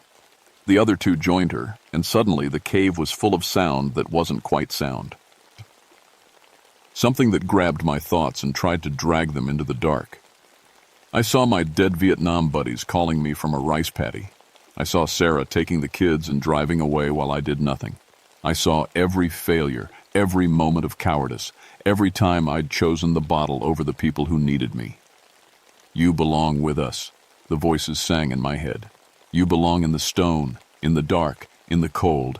Come home, Jackson. Come sing with the hollow singers. My feet started moving without my permission. The air horn fell from my hands, clattering on the stone floor.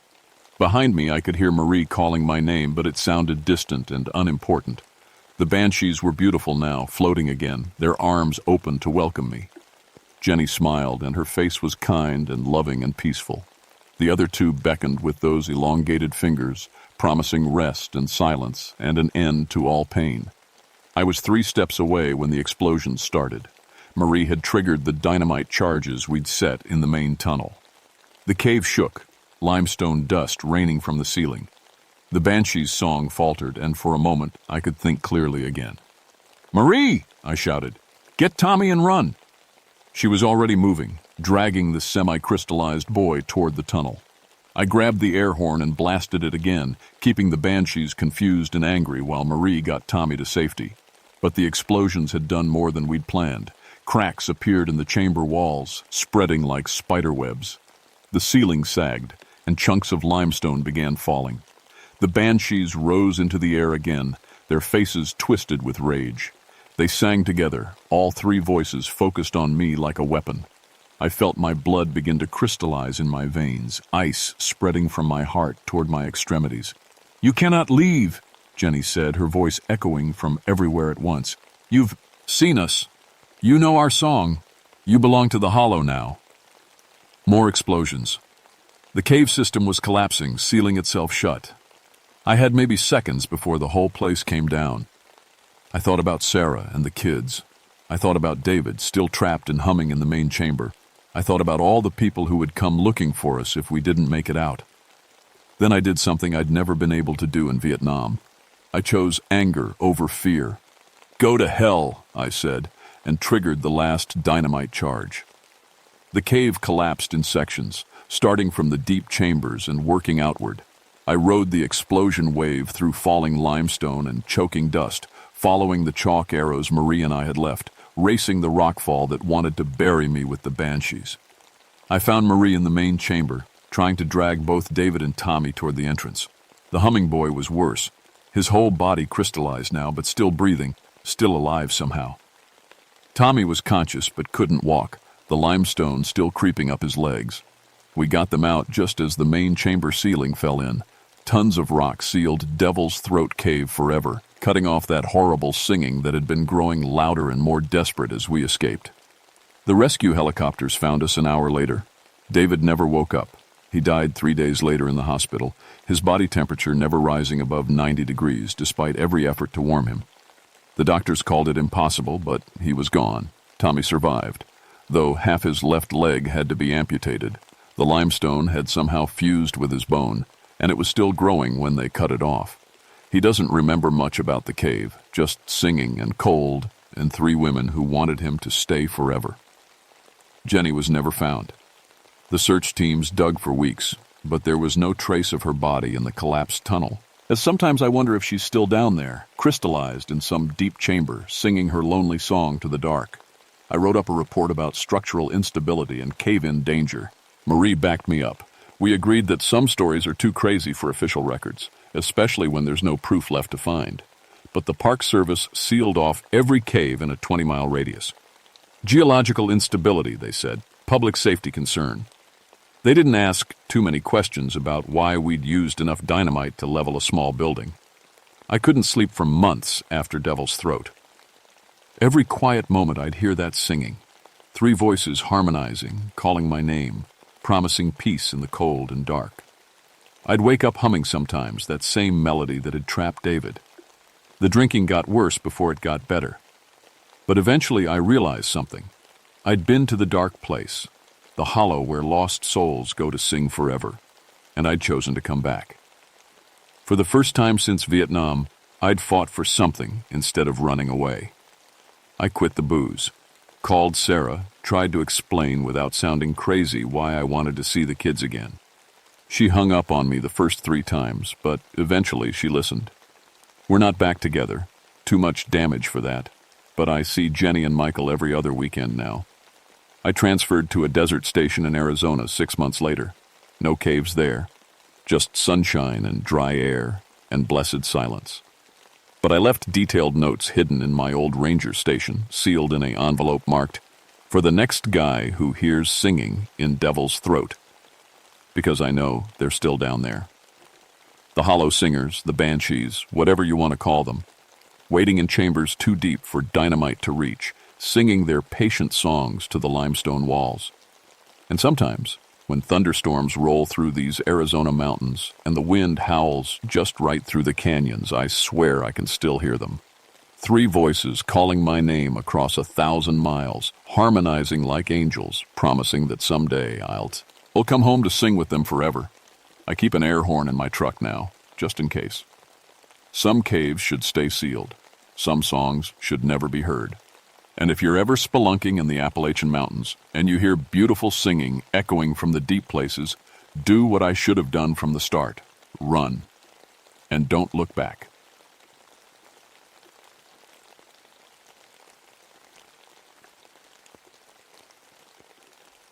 My name is John Hillcrest, and I've been a park ranger for 18 years.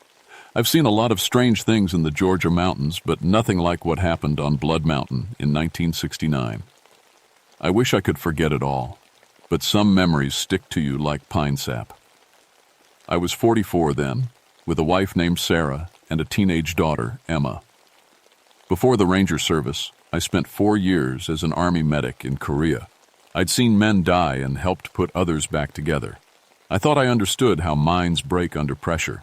I was wrong about a lot of things. The Chattahoochee National Forest was my territory, specifically the Blood Mountain area. Most folks know it as a popular hiking spot, but the Cherokee called it something else. The place where spirits cry.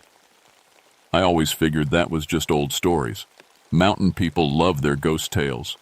My job was visitor safety and mental health crisis response. The Forest Service added that second part after too many hikers came down from the mountains talking nonsense. Mountain madness, the locals called it. I called it altitude sickness mixed with too much time alone in the woods. The first real sign something was wrong came on a Tuesday morning in September. 2 hikers stumbled into my ranger station, both talking at the same time in words that made no sense. They'd been normal college kids when they started their hike 3 days earlier. Now they couldn't stop muttering in what sounded like another language. "The mountain is alive," the girl kept saying. "It's angry. It's hungry." Her boyfriend just rocked back and forth, repeating words that sounded Cherokee but wrong somehow. Twisted. I called Doc Peterson in town. He'd been treating what he called mountain psychosis for months. Always the same symptoms. Perfectly rational people coming down from Blood Mountain talking about voices and spirits and things that wanted to hurt them. "It's the elevation," Doc said when he came to get the kids. "Some people can't handle the thin air up there." But I'd been checking the reports. All the incidents happened in the same area, between 3,800 and 4,200 feet on Blood Mountain's north face. Same elevation range every time. That wasn't random. I started keeping better records, mapping each incident. The pattern was too clear to ignore. Something was happening up there, and it wasn't altitude sickness. My supervisor, Bill Hutchins, thought I was losing it. "John, you're seeing patterns where there aren't any," he said. "People get spooked in the woods. That's all." But I knew better. I'd been in enough real trouble to recognize when something was hunting. The breakthrough came when I found the Cherokee elder, Thomas Crow Feather, at the general store in town. He was maybe 70, with hands like old leather and eyes that seemed to see too much. "You're the ranger asking about Blood Mountain," he said before I could introduce myself. "Yes, sir. People are getting sick up there. I'm trying to understand why." Thomas studied my face for a long moment. "Your people don't listen to our stories." "I'm listening now." He bought his coffee and walked outside. I followed. "My grandfather told me about that place," Thomas said quietly. "Long time ago, sky people fell from the stars. They brought bad medicine, made our warriors crazy, made them fight each other until the mountain ran red. Sky people? Not from here. Not from this world." He looked up at Blood Mountain's peak, barely visible through the trees. "We sealed that place, put warnings around it.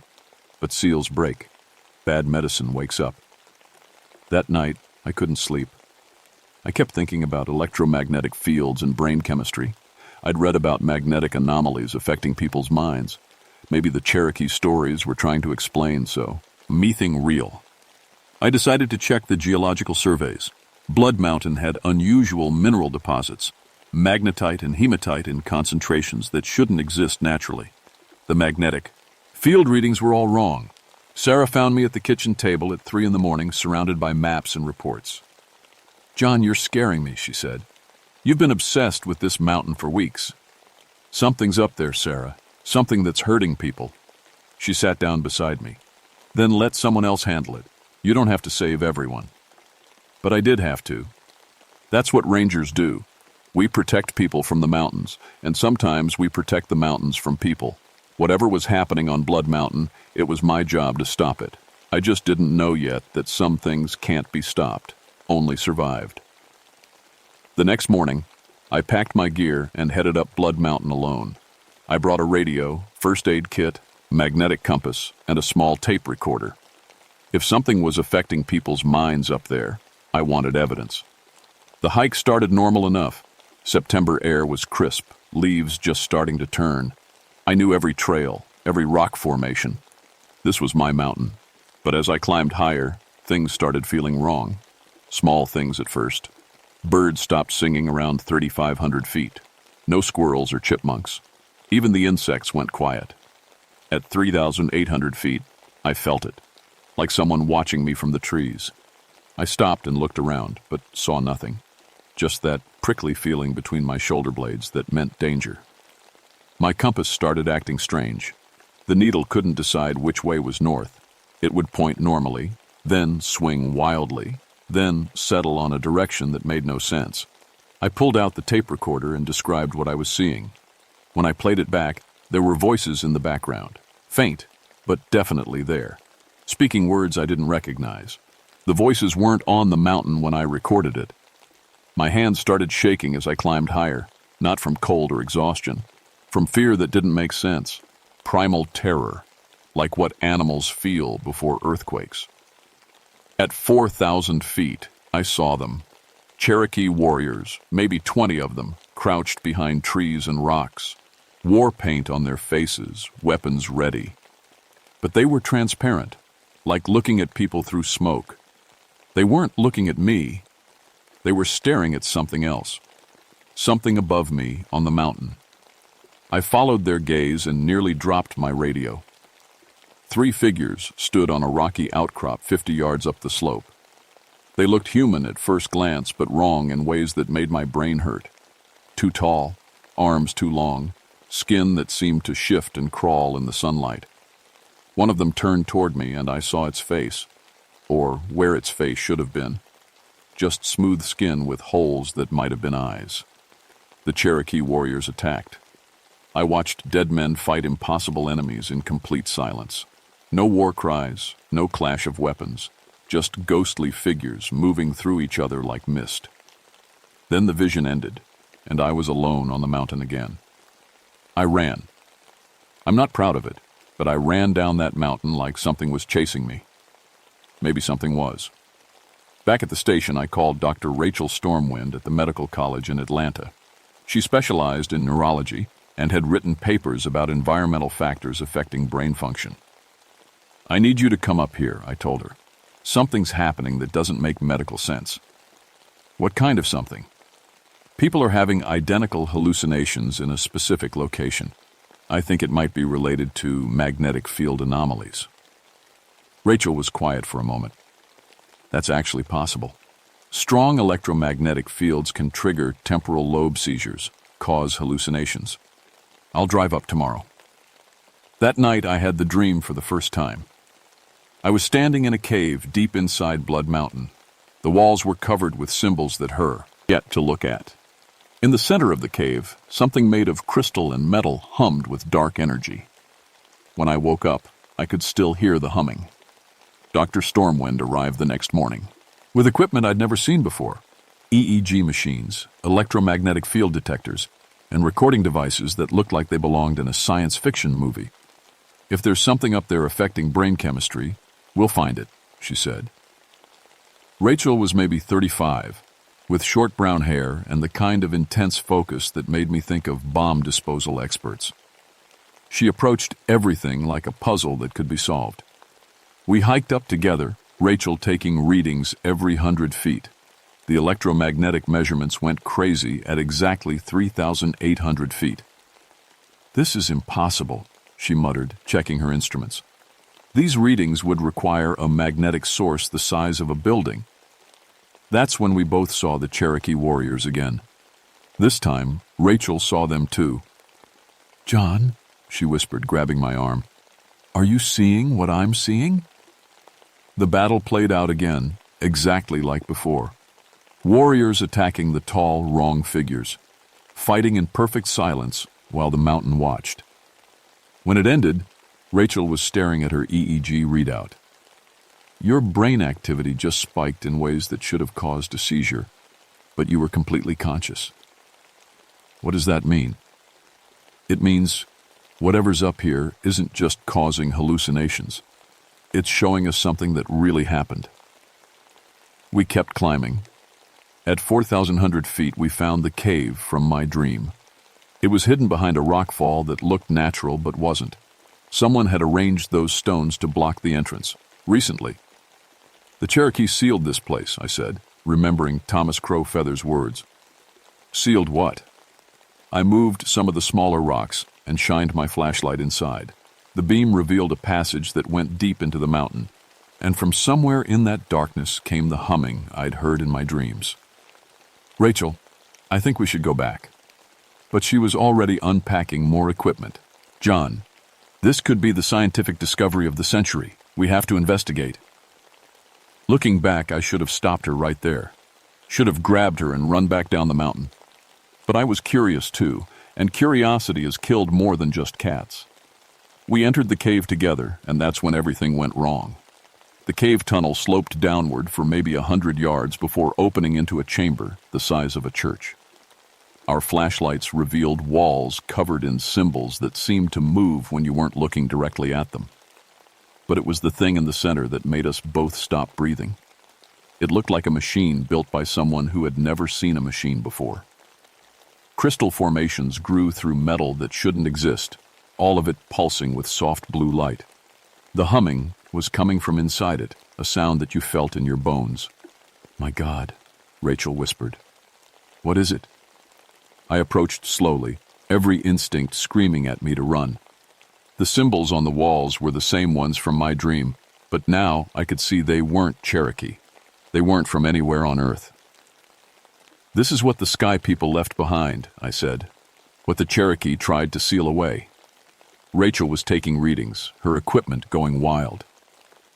"John, this thing is generating electromagnetic fields that shouldn't be possible, and it's responding to our presence." The blue light was getting brighter. The humming was getting louder. "We need to leave. Now." But Rachel wasn't listening. She was walking toward the machine like it was calling to her. "Can you hear that?" she asked. "It's beautiful. It's trying to tell us something." I grabbed her arm. "Rachel, we're leaving right now." She turned to look at me, and her eyes were wrong. Too bright. Like there was light burning behind them. "It's showing me things, John. Amazing things. How the brain really works. How consciousness forms. How to make people better. Rachel, we could help so many people. End mental illness. End suffering." The machine pulsed brighter, and suddenly I could hear voices. Not the Cherokee warriors. Different voices, speaking in languages that had never been heard on Earth. "Feed us," they whispered. "Give us your fear, your pain, your memories." That's when I understood. The machine wasn't trying to help anyone. It was hungry. It had been feeding on the Cherokee warriors 100 years ago, driving them insane with visions and rage until they destroyed each other. Now it was waking up again. And it wanted to feed. "Rachel, that thing is what's been making people sick. It feeds on human minds." She looked at me like I was speaking a foreign language. "No, John, it wants to heal. It wants to make us whole." The light from the machine was so bright now I could barely see. The humming had become a scream that seemed to come from inside my skull. I tried to pull Rachel away, but she fought me. Really fought, with a strength that shouldn't have been possible. "You don't understand," she screamed. "It chose me. It wants me to be its voice." That's when she pulled the scalpel from her medical kit. I'd been in combat. I knew when someone was trying to kill me. Rachel came at me with surgical precision, trying to cut my throat with movements that were too fast and too coordinated. I grabbed her wrist and we fought in the blue light of that alien machine while voices that weren't human screamed in languages that hurt to hear. Finally, I managed to knock the scalpel away and pin her arms, but she kept struggling, her eyes blazing with that unnatural light. "It has to feed, John," she whispered. "If it doesn't feed, it dies. And if it dies, the knowledge dies with it." "Good," I said, and dragged her toward the tunnel. She fought me every step of the way out of that cave. By the time we reached daylight, she'd gone limp. Unconscious or exhausted, I couldn't tell. I carried her down the mountain and radioed for help. Within an hour, 3 Blatte helicopters landed near my ranger station. Men in suits got out, not Park Service, not local police. Federal agents with badges I didn't recognize. "Ranger Hillcrest," one of them said. "We understand you've had an encounter on Blood Mountain." "How did you know?" "We've been monitoring the area. There have been incidents before." They took Rachel away on a stretcher.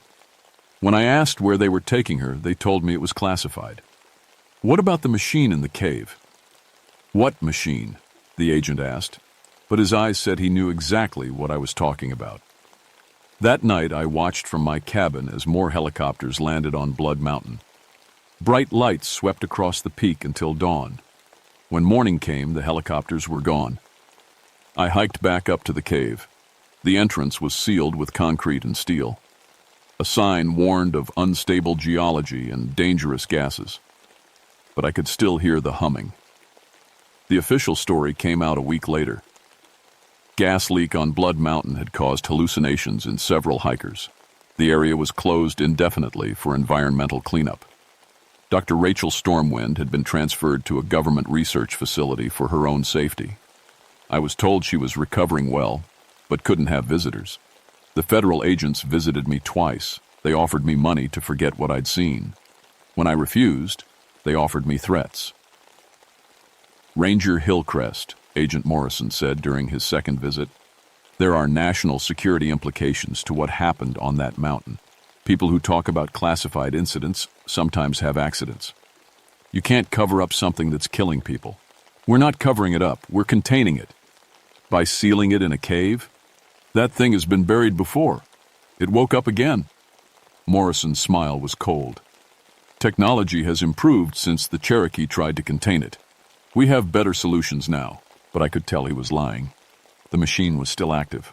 I could feel it pulling at my thoughts every night, showing me visions of the cave and the symbols on the walls. The headaches started a month later, sharp pains that felt like ice picks behind my eyes. Sometimes I'd wake up with my hands cramped around a pencil, having drawn symbols I didn't recognize. Sarah noticed the changes first. "You're different, John, distant. You stare at nothing and don't answer when I talk to you." Emma was scared of me. My own daughter wouldn't be alone in a room with me. "Dad, you talk in your sleep now," she said one morning, "but it's not English." I requested a transfer to the coast, away from the mountains, away from whatever was still humming under Blood Mountain. My supervisor approved it immediately, too quickly. They wanted me gone just as much as I wanted to leave. On my last day, I drove up the mountain one more time. The concrete seal was cracking, not from weather or time, from something pushing against it from the inside. I could hear the humming clearly now, even through tons of concrete and steel, and I could hear something else, voices calling from deep underground. Rachel's voice was among them.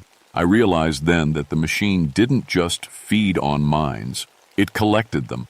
Every person it had driven insane, every consciousness it had consumed, they were all still in there, trapped in that crystal and metal nightmare, feeding it their memories and dreams. The Cherokee warriors I'd seen weren't ghosts. They were prisoners. And now, Rachel was one of them.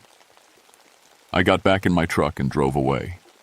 But I could still hear them calling as I reached the bottom of the mountain. All those voices, begging for help I couldn't give.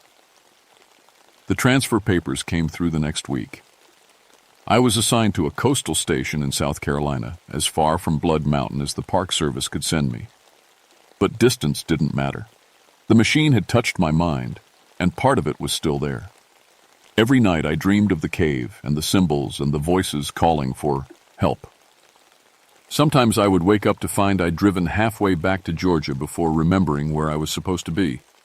The agent Morrison visited me one last time before I left. "The effects will fade," he said. "Most people who have contact with the artifact recover completely within a year."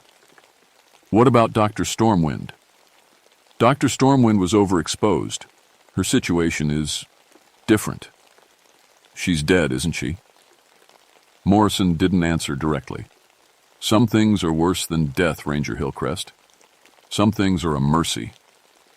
I wanted to hit him. I wanted to grab him by the throat and demand answers. But I was tired, and my head hurt, and all I wanted was to get away from the mountains. As I drove toward my new life, I could see Blood Mountain in my rearview mirror. Even from 20 miles away, I swear I could see lights moving around the peak. They're still up there, the machine and the voices and the federal agents trying to contain something that can't be contained.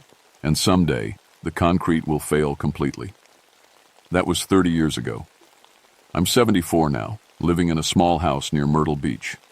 Sarah divorced me in 1972.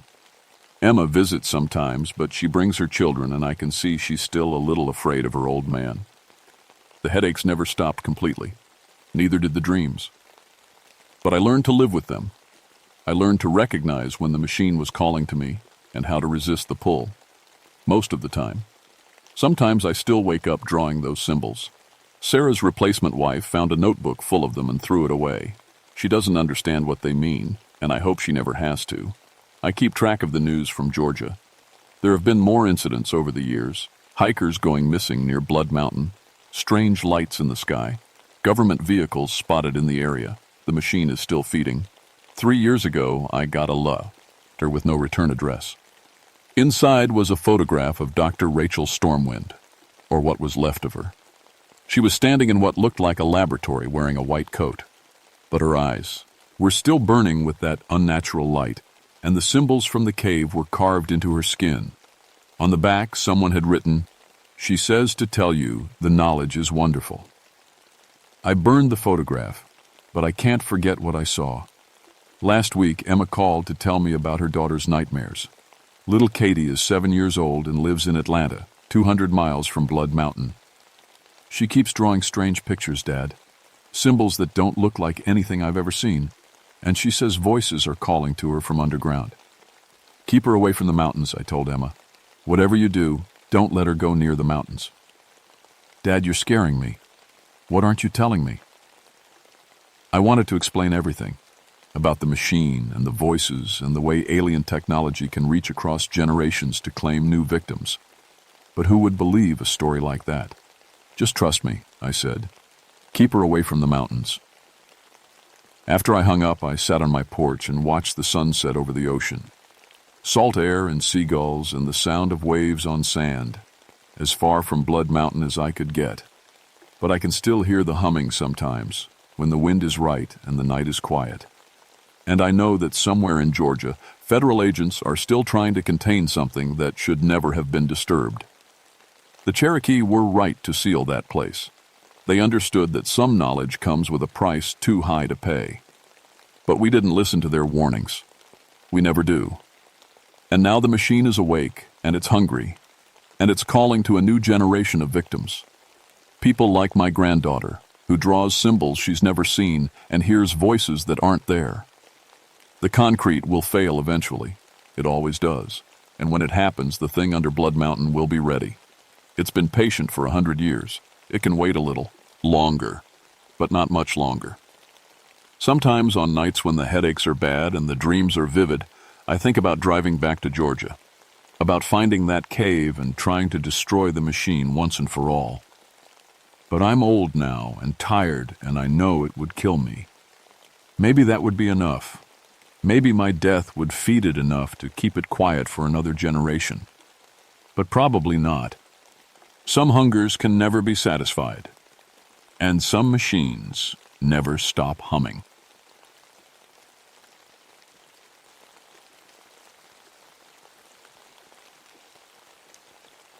My name is Beth Ravenwood, and I've been a park ranger for 13 years. I thought I'd seen everything these mountains could throw at me. I was wrong. It was October 15th, 1981, when the call came in. I was sitting in my cabin reading through old park records like I always did on quiet nights. The phone rang so loud it made me jump. Ranger Ravenwood, this is Sheriff Murphy. We got a situation up in Virgin's Hollow. Need you up there right away. Virgin's Hollow. Even the name gave me chills. It was the deepest, darkest part of Shenandoah National Park. Most folks avoided it. The locals had stories about that place, but I never paid much attention to old mountain tales. What kind of situation? I asked, already reaching for my jacket. Found some teenage girls. Well, you just need to see this. The drive up the mountain took 40 minutes on winding dirt roads. My headlights cut through fog so thick I could barely see 10 feet ahead. The trees seemed to press in closer with every mile, their branches scraping against my truck like fingers trying to pull me back. When I reached the hollow, 3 police cars were already there, their red and blue lights painting the woods in strange colors. Sheriff Murphy met me at the tree line. He was a big man, tough as nails, but his face was pale. They're about 50 yards in, he said, not meeting my eyes. Found them an hour ago. Hikers called it in. How many girls? 5. All around 16, 17 years old, local kids from the valley. He paused, rubbing his jaw. Beth, I've been doing this job for 20 years. Never seen anything like this. We walked into the woods with our flashlights dancing ahead of us. The air felt wrong somehow. Too cold for October, too quiet. Even the night bugs had stopped making noise. Then I saw them. 5 girls in white nightgowns, lying on the ground in a perfect star shape, and their feet pointed toward the center, their heads pointing out. They were breathing, but their eyes stared straight up at nothing. Completely still. Completely silent. Jesus, I whispered. Gets worse, Murphy said. Look at the ground. I shined my light down. Around each girl the grass was dead, not brown or yellow like it should be in fall. Black, burnt-looking, and the dead patches formed perfect circles, like someone had drawn them with a giant compass. Any idea how long they've been here? Parents say they went to bed around 10 last night. Found them this morning. That's 10 hours in the cold, wearing nothing but those thin gowns, should be dead from exposure. He looked at me. But their body temperature is normal, not even shivering. I knelt beside the nearest girl. Sarah Collins. I recognized her from town. Her eyes were wide open, pupils huge and black. When I waved my hand in front of her face, she didn't blink. Have you tried moving them? Won't budge. It's like they're glued to the ground. That's when I noticed something else. In the center of where the 5 girls lay, the earth was disturbed, fresh dirt, like something had been buried there recently, or dug up. Sheriff, I need to call in some help. This isn't just a missing persons case anymore. As I stood up, a wind picked up from nowhere. It moved through the trees with a sound like voices whispering. The dead grass around the girls rustled, even though there was no breeze down at ground level. Sarah Collins blinked. Just once, slow and deliberate. Then her lips moved, forming words I couldn't hear. Did you see that? I asked Murphy. See what?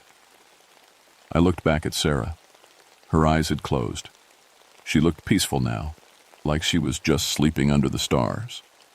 But I knew what I'd seen, and I knew this was just the beginning. The girls were taken to the county hospital, but I stayed behind to examine the site. As a ranger with a background in folklore studies, I'd investigated plenty of strange happenings in these mountains.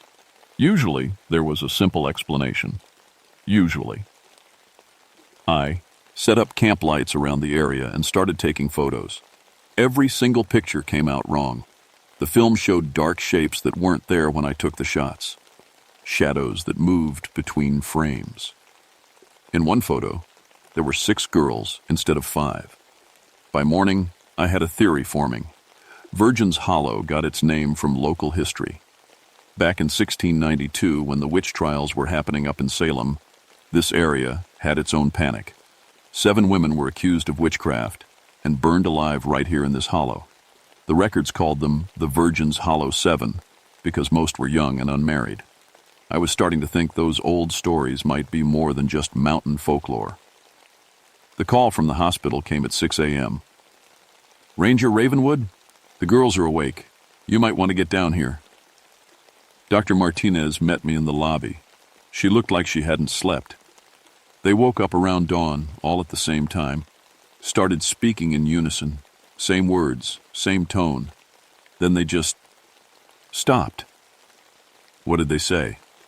That's the strange part. We recorded it, had Professor Williams from the college listen. He says it's Middle English, from the 1600s. She led me to the girls' room. All 5 were sitting up in their beds, staring at the window. They looked normal now, just tired. But when I walked in, they all turned to look at me at the exact same time. "You were there," said Sarah Collins, her voice flat and strange. "In the hollow." "Yes, I was there. How are you feeling?" "We remember everything," said another girl, Emma Price. "We remember the fire, the screaming, the men with their torches and their prayers." My skin went cold. "What fire?" The 5 girls spoke together, their voices mixing like a choir. "They burned us for healing the sick, for helping women birth their babies, for knowing which herbs could ease pain. They called us witches, and they burned us alive." Dr. Martinez grabbed my arm. "They've been saying things like this all morning, talking about events from 300 years ago like they lived through them." "We did live through them," said Sarah, her eyes never leaving mine. "We died through them too. But death is not the end in Virgin's Hollow." "What do you want?" I asked. All 5 girls smiled at the same time. It was the most terrifying thing I'd ever seen. "Justice," they said together. "The descendants of our murderers still live in this valley. Their blood will pay for their ancestors' crimes." That's when the lights went out. In the darkness, I heard the girls laughing. Not the happy laughter of teenagers, but something older, deeper, full of centuries of hate. When the emergency lighting came on, the beds were empty. All 5 girls were gone. The only thing left behind was the smell of smoke and the sound of someone singing an old lullaby in the walls. I ran to the window. Down in the parking lot, 5 figures in white were walking toward the woods. They moved together, in perfect step, like they were connected by invisible strings. By the time I got outside, they had vanished into the morning mist. But I knew where they were going. Back to Virgin's Hollow. Back to where it all began. I called my old professor, Dr. Cornelius Grimm, who taught folklore at the State University. If anyone would know how to handle this, it would be him. "Beth," he said when I finished explaining, "you're dealing with something very dangerous. Spirits who died violently can imprint themselves on a location. If what you're describing is real, those girls have become vessels for the executed women. How do we stop it? You might not be able to. If these spirits want revenge, they'll take it. The question is whether you want to be standing in their way when they do. But I couldn't just let this happen. Those were real girls with real families who loved them. Whatever was controlling them, I had to find a way to break it." I packed my gear and headed back to Virgin's Hollow. This time, I was going in prepared. This time, I was going in to fight. I reached Virgin's Hollow just as the sun was setting. The place felt different now, charged with energy that made my skin crawl. The air tasted of smoke and old blood. The girls were there, standing in the same star pattern where I'd found them. But they weren't lying down anymore. They were upright, swaying slightly, their arms raised toward the darkening sky. They were chanting in that old language, their voices weaving together like a spell. I stayed hidden in the trees, watching. Every few minutes, animals would emerge from the forest. Deer, rabbits, even a black bear. They would walk right up to the girls, then collapse. Dead. The girls would reach down and touch each animal, and a faint light would flow from the bodies into their hands. They were gathering power. But for what? That's when I saw the other shapes moving between the trees. 3 women in burned, tattered dresses. Their skin was charred black in places, and smoke drifted up from their hair. They circled the clearing like predators, their eyes glowing red in the darkness. The spirits of the executed witches. They were here, using the girls as anchors to the physical world. One of them looked directly at me, even though I was hidden behind thick bushes. She smiled, showing teeth black as coal. "Come out, Ranger," she called, her voice like wind through dry leaves. "You cannot hide from the dead." I had no choice. I stepped into the clearing, my hand on the iron cross Dr. Grimm had given me. Iron was supposed to protect against evil spirits. "Let the girls go," I said, trying to keep my voice steady. "They're innocent." The witch laughed. "Innocent? Like we were innocent? Like the children we delivered were innocent? Like the women we saved from dying in childbirth were innocent?" The 5 girls turned to look at me, but their eyes weren't their own anymore. They glowed, with the same red light as the spirits. "The descendants of Judge Blackwood still live in the valley," said Sarah's voice, but it wasn't Sarah speaking. "The children of Reverend Thorne preach in his church. The blood of Constable Wade flows in new veins." "They didn't kill you," I said. "Their ancestors did, 300 years ago." "Blood calls to blood," said another spirit. "Sin passes from father to son. They will pay for their father's crimes." The temperature dropped 20 degrees in seconds. Frost began forming on the grass around my feet. The girls raised their hands higher, and I could see light gathering in their palms. Red light, angry and hot. That's when the attack came. Animals poured out of the forest. Not normal animals. Their eyes glowed red like the spirits, and they moved wrong, too fast and too quiet. Wolves with mouths full of too many teeth. Ravens with wingspans like eagles. Snakes thick as my arm, moving through the air like they were swimming. I ran. Behind me I could hear the girls laughing and the witches singing. The sound followed me through the trees, getting louder instead of fainter. No matter how fast I ran, they were keeping up. A wolf landed on my back, knocking me to the ground. Its claws raked across my shoulders as I rolled away. I grabbed a fallen branch and swung it like a club, but the wolf just dissolved into smoke and reformed behind me. More animals surrounded me. I pulled out the iron cross and held it up like a shield. The creatures hissed and backed away, but they didn't leave. They formed a circle around me, waiting. That's when I heard the car engine. Dr. Grimm's old pickup truck came crashing through the underbrush, headlights blazing. The possessed animals scattered as he skidded to a stop beside me. "Get in!" he shouted. I dove into the passenger seat as claws and fangs scraped against the windows. Grimm gunned Tum, he engine, and we roared away from the hollow, leaving the supernatural army behind. "How did you find me?" I gasped. "Followed the screaming," he said grimly. "Half the valley can hear it. The spirits are getting stronger." In the distance behind us, red light erupted into the sky like a signal flare. The real battle was just beginning. Dr. Grimm's cabin was protected by more than just locks and walls. Salt lines at every door and window. Iron horseshoes nailed above each entrance. Bundles of mountain ash hanging from the rafters. "You've been preparing for this," I said. "For 30 years, he admitted. "Ever since I first researched the Virgin's Hollow burnings, I knew they'd come back eventually. Violent death leaves scars on the world, Beth. Some scars never heal." He spread old documents across his kitchen table. Court records from 1692, written in faded brown ink.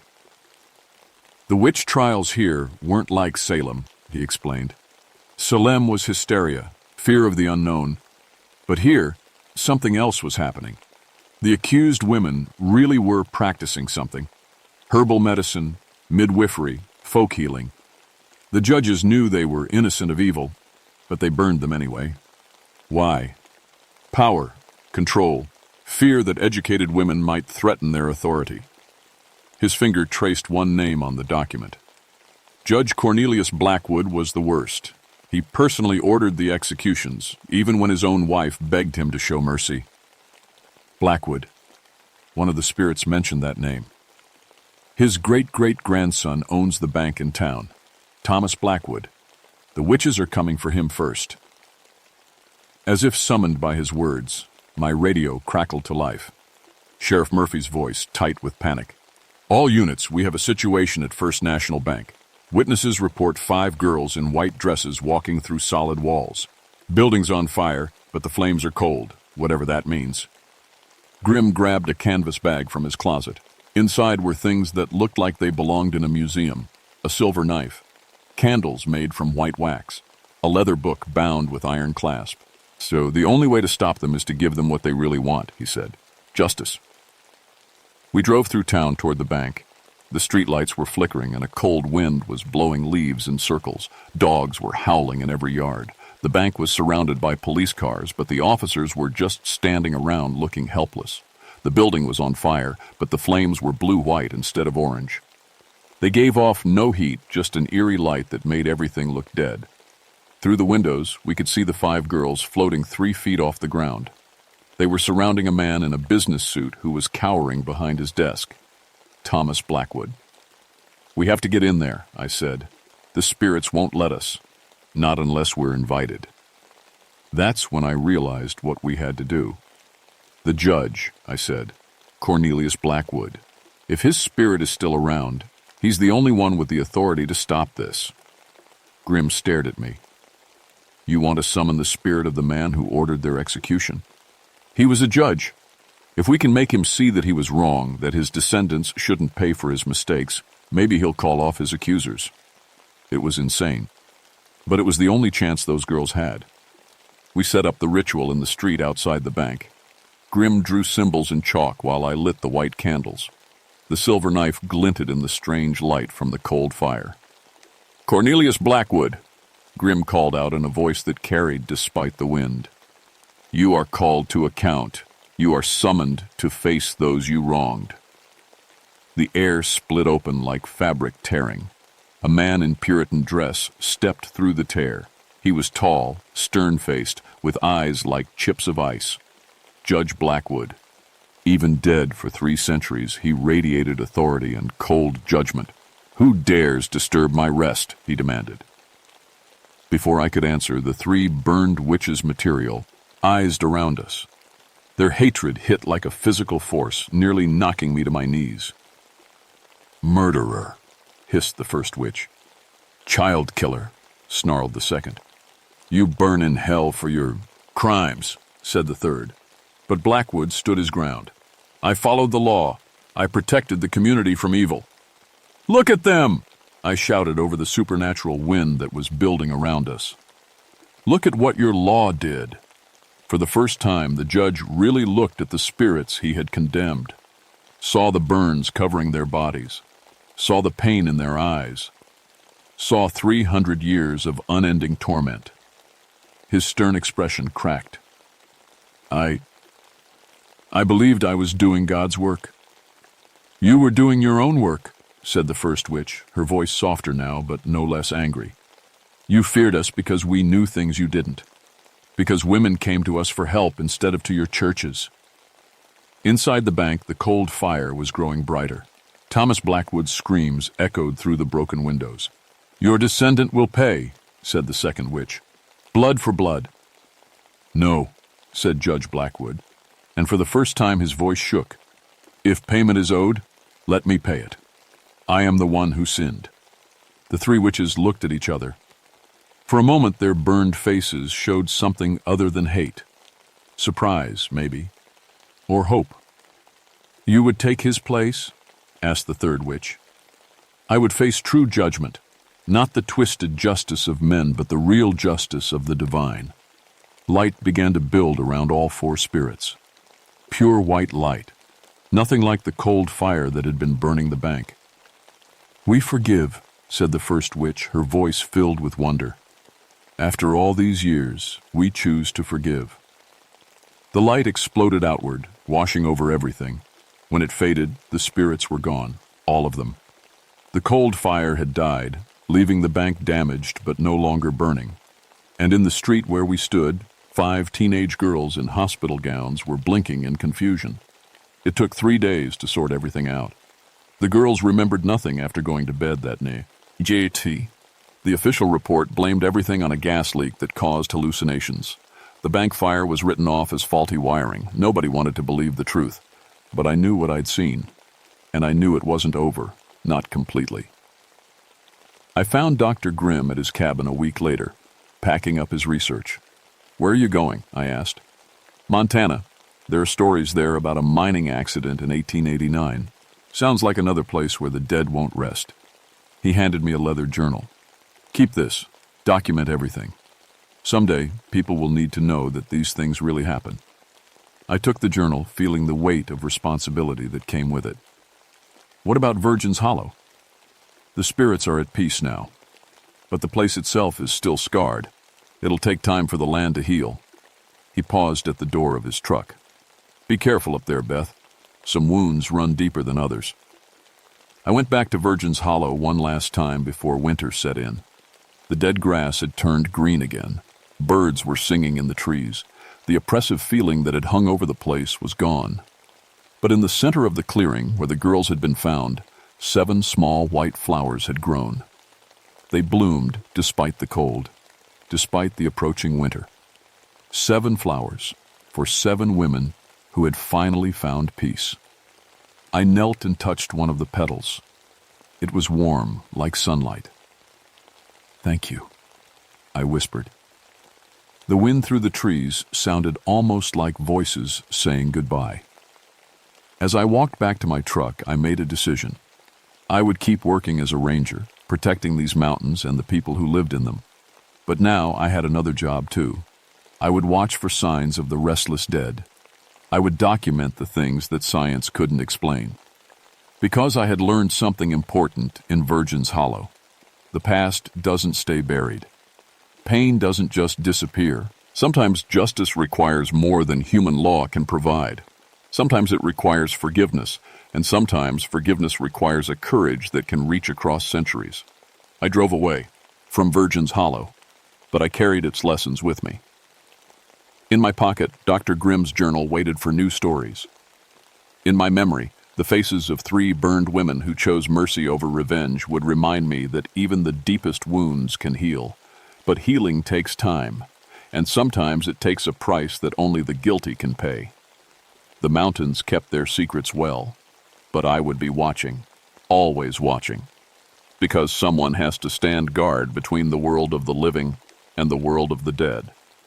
Someone has to make sure that when the past comes calling, justice gets served. My name is Beth Ravenwood, and this is my watch.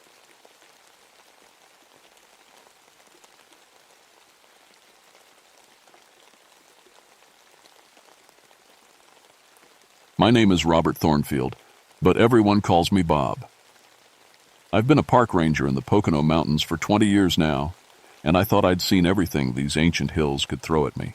Black bears, timber rattlers, the occasional lost hiker.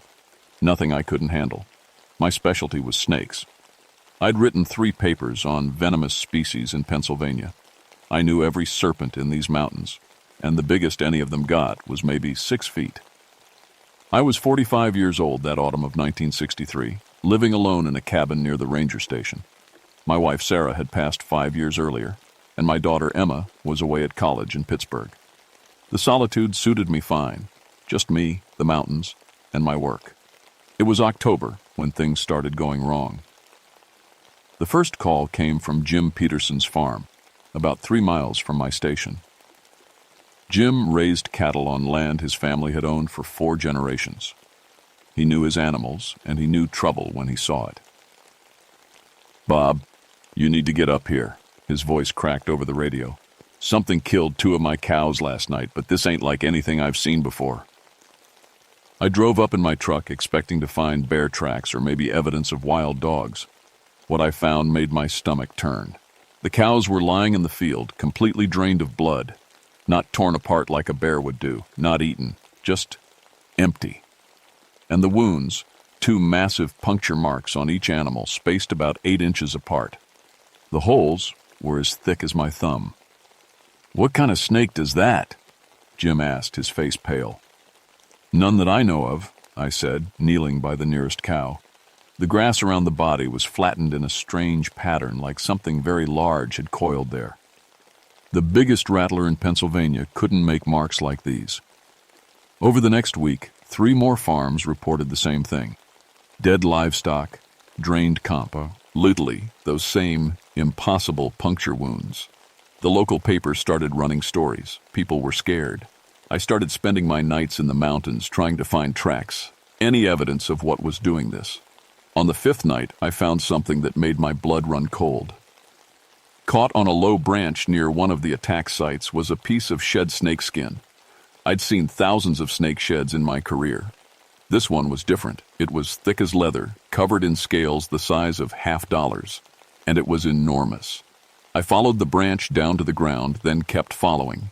The skin went on, stretched out along the forest floor. I paced it out with my flashlight. 30 feet long, 3 feet wide at its thickest point. My hands were shaking as I radioed back to the station. "This can't be right," I muttered. "No snake gets this big, not in Pennsylvania, not anywhere." But there it was, coiled in my evidence bag, proof of something that shouldn't exist. The next morning I sent samples to a friend at Penn State, Dr. Melissa Scalehart. She was the best herpetologist I knew. If anyone could identify this, she could. Her call came back 3 days later. "Bob, where did you get this sample?" Her voice sounded strange, excited and frightened at the same time. "Found it in the mountains. Why?" "The protein structures in this venom. They're wrong. They don't match any known snake species. And there's something else." She paused. "There are DNA markers in here that look prehistoric, like Ice Age prehistoric." "That's impossible. I know. But the evidence doesn't lie." Dr. Scalehart arrived 2 days later with a van full of equipment. She was younger than me, maybe 35, with sharp eyes that missed nothing. We set up a research station in my cabin. "I've been reading the local folklore," she said, spreading old papers across my kitchen table. "The Pennsylvania Dutch who settled here had legends about something they called der grosse Schlange, the great serpent. They said it lived in the mountains and only came out when the mountain was threatened." "Fairy tales," I said. "Maybe, but fairy tales usually start with something real." She pointed to a passage in an old journal. "This diary from 1847 describes an attack exactly like what you're seeing now, then nothing for over 100 years. That night we set up seismic equipment throughout the mountain range. If something that large was moving through the area, the ground should register it. The readings we got back made no sense. There was movement, all right, but it was coming from underground, a network of tunnels that stretched for miles beneath the mountains, all connecting to a central point deep in the oldest part of the range. "Could be old mine shafts," I suggested. "These formations are natural," Melissa said, studying the data. "And something's been using them recently. We decided to track the pattern of attacks. Every incident happened during a full moon. Every victim was found within 50 miles of a specific area, a section of forest near an old rock formation the locals called Devil's Backbone. On the next full moon, we set up cameras throughout that area. Motion-activated, night vision, the works. Then we waited in my truck, parked on a ridge overlooking the forest. Around midnight, my radio crackled. It was Tom Hudson, a farmer whose land bordered the forest. "Something's in my barn. Jesus Christ, Bob, you need to hear this." Over the radio came a sound I'll never forget, a low, rhythmic hissing, almost like breathing but much larger. Then Tom screamed.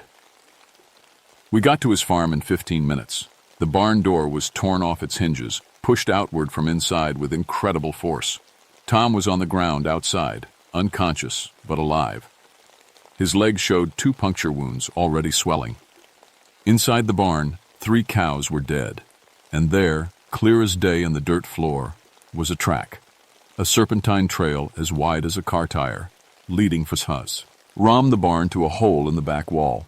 The hole continued into the earth, disappearing into darkness. "We need to call the authorities," Melissa whispered. "And tell them what? That we have a 40-foot snake that lives underground?" Tom woke up in the hospital 3 hours later. He was delirious, mumbling about eyes. Golden eyes that made him freeze in place, unable to move or scream. "It looked at me," he kept saying, "and I couldn't run. I wanted to, but my body wouldn't listen." The doctor said it was shock, but I'd seen those puncture wounds. Tom had been bitten, then released. The snake had let him live. Why? Over the next week, more people reported sightings. A massive serpent, they said, dark green and brown, moving through the forest like water. It was always at night, always during the full moon, and everyone who saw it reported the same thing. When it looked at you, you couldn't move. One hiker described it in detail to the sheriff. It had to be 40 feet long, maybe more, thick as a barrel in the middle. But the weird thing was its eyes. They looked smart, like it was thinking. The sheriff laughed it off. "Mountain fever," he said. "People seeing things in the dark." But I believed the hiker, because 2 nights later, I saw it myself. I was alone, checking one of our cameras near Devil's Backbone. Melissa was back at the cabin, analyzing venom samples. The moon was full and bright, turning the forest silver. That's when I heard it. A sound like leather sliding over stone, slow and deliberate. I froze, hand on my flashlight. Through the trees, I saw movement, something massive, dark, coiling between the trunks. I raised my binoculars with shaking hands. The serpent was real. It moved like liquid shadow, its body as thick as an oil drum, scales gleaming in the moonlight. I watched it push a full-grown oak tree aside like it was nothing, the trunk bending, under its weight. The creature was at least 40 feet long, maybe more. Its head was enormous, triangular and flat, with a ridge of horns running from its snout to its neck. Then it stopped. Its head turned, slowly, deliberately, toward me. Our eyes met. The world seemed to stop. Those eyes, golden, slit-pupiled, ancient, locked onto mine. And suddenly, I couldn't move. My muscles went rigid. My breath caught in my throat. It wasn't fear that paralyzed me. It was something else. Something in those eyes that reached into my brain and flipped a switch. The serpent's head swayed slightly, side to side, studying me. Its tongue flicked out, tasting the air. Then, impossibly, it seemed to nod. Just once. A slow, deliberate movement. And it turned away, disappearing into the forest like smoke. The paralysis broke. I fell to my knees, gasping, my whole body shaking. The whole encounter had lasted maybe 30 seconds, but it felt like hours. I stumbled back to my truck and drove straight to the cabin. Melissa took one look at my face and knew. "You saw it." I could only nod. That night, we reviewed footage from all our cameras. One of them, positioned near a creek, had captured something incredible. The serpent was there, clear as day, approaching the water. But then it did something no normal snake could do. It looked directly at the camera. Then it moved behind a tree, and when it emerged on the other side, its coloration had changed completely, matching the bark and shadows perfectly. We watched it shift colors 3 more times in the footage, blending seamlessly with its surroundings. "Camouflage," Melissa breathed. "Like a chameleon. But no snake species on Earth can do this." "It's not from Earth," I said. "Or at least not from this time." The attacks escalated. We found a hiker named David Chen 3 days later, wrapped in coils at the base of a cliff. He was alive, barely, but his eyes were open, tracking our movements even though he couldn't speak. The paramedics said he'd been bitten with some kind of venom they'd never seen. It paralyzed him completely, but kept his heart beating, his brain functioning. He was aware of everything happening to him, but couldn't move or communicate. "How long has he been like this?" I asked. The doctor checked his core temperature and hydration. "Based on these readings, 3, maybe 4 days. 4 days. Paralyzed, aware, waiting. My God." We found the serpent's lair 2 days after that. Following David's trail backward, we discovered a cave entrance hidden behind a rockfall in the oldest part of the mountain. The opening was huge, easily 20 feet across. Melissa wanted to call in a full team. I wanted to go in immediately. We compromised. We'd do a preliminary survey, just the entrance, then call for backup. The cave system was massive. Our lights barely touched the walls. The floor showed clear evidence of the serpent's passage, smooth tracks in the dirt, scales caught on rocks. And something else. Fresh human clothing, a backpack, a shoe. "Someone else is down here," Melissa said. We followed the trail deeper, our flashlights cutting through absolute darkness.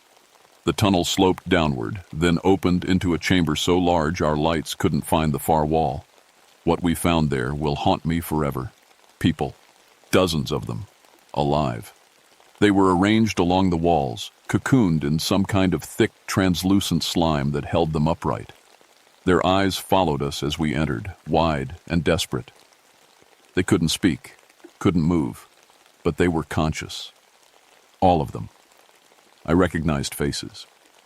The hiker from last month. A logger who'd been reported missing 6 weeks ago. Others I didn't know, their clothing dating back months, even years. "Oh God," Melissa whispered. "It's keeping them alive." The serpent's venom didn't just paralyze, it preserved. These people had been here for weeks, months, aware of everything, unable to die, unable to escape. Living food storage. That's what, and we heard it. That sliding, leather-on-stone sound, coming from deeper in the cave. "Run," I said. We ran. We barely made it out. The serpent emerged from the depths as we scrambled up the slope, its massive body filling the tunnel behind us. I could feel its breath, hot and rank, on my neck as we burst into daylight. But it didn't follow us out. It stopped at the cave entrance, its golden eyes watching us from the darkness. Back at the cabin, we made our decision. We had to tell the authorities. This was beyond us now. People were dying, or worse, being kept alive in that nightmare chamber. The military needed to know. The call I made that night set off a chain reaction I couldn't have predicted. 3 days later, 2 black helicopters landed near my station. Men in dark suits emerged, followed by soldiers in tactical gear. They listened to our report with blank faces, looked at our evidence, and then thanked us politely for our cooperation. "We'll handle it from here," the lead agent said. "This is now a classified matter." "Like hell," I said. "There are people dying in that cave. We need to—" "Ranger Thornfield, you and Dr. Scalehart will cease all investigation immediately." "That's an order." They set up a base camp within hours. Helicopter gunships, tranquilizer weapons, motion sensors, the full military treatment. They were going to capture the serpent. Melissa pulled me aside that evening. "We need to stop them." "What? Why?" "Because I figured out what it is." She showed me her research. "Look at the attack pattern. It's not random.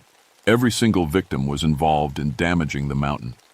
Loggers cutting old-growth forest, miners blasting for coal, developers clearing land. The serpent isn't just hunting, it's protecting." "That's crazy." "Is it? Look at this." She pulled out ancient cave paintings she'd found in historical records. The Native Americans who lived here first drew these. A great serpent, guardian of the mountain. They said it slept for generations, only waking when the mountain was in danger. "Bob, what if it's not evil? What if it's trying to save this place?" I thought about those golden eyes, that nod like it was acknowledging me, recognizing me. "The military's going in tomorrow night," Melissa said. "If we're going to do something, it has to be now." We went back to the cave, alone, unarmed, except for our flashlights. "This is insane," I muttered as we descended into the darkness. "Probably," Melissa agreed. The chamber where we'd found the victims was empty now. The military must have rescued them. But we went deeper, following the main tunnel down into the heart of the mountain. We found the serpent in a massive cavern, coiled around what looked like an underground spring. Its scales glowed faintly in the darkness, bioluminescent patterns I hadn't noticed before. It was beautiful. It saw us. Those golden eyes fixed on us, and I felt that familiar paralysis trying to take hold. But this time, I fought it. I stepped forward. "We came to talk," I said. My voice echoed in the chamber. The serpent's head tilted. Its tongue flicked out. "You understand me, don't you?" I took another step. "You're not just an animal. You're something more." Melissa joined me. "The mountain is dying. Pollution, mining, logging. We're destroying it. That's why you woke up, isn't it? You're trying to stop us." The serpent's eyes moved between us. Then slowly it nodded. That same deliberate movement I'd seen before. "We want to help," I said. "But the military's coming. Tomorrow night. They're going to try to kill you or capture you. Either way, they'll destroy this place looking for you." The serpent's body shifted. Its head lowered, coming closer to us. Close enough that I could see my reflection in those ancient eyes. And then I heard it. A voice. Not spoken aloud, but in my head. Old, tired, sad. "I am the last. I have guarded this mountain for 5 centuries. When the first people came, they understood. I honored the balance, but you new ones, you take and never stop." "Some of us understand," Melissa said softly. "Some of us want to protect it too." "Then help me. Or all of it. This will be lost." The next night, when the military assault began, the serpent was ready. The helicopters came in low, spotlights cutting through the darkness. Tranquilizer darts filled the air. Soldiers descended on ropes surrounding the cave entrance. But the serpent was already gone. It had moved through its underground network, emerging miles away.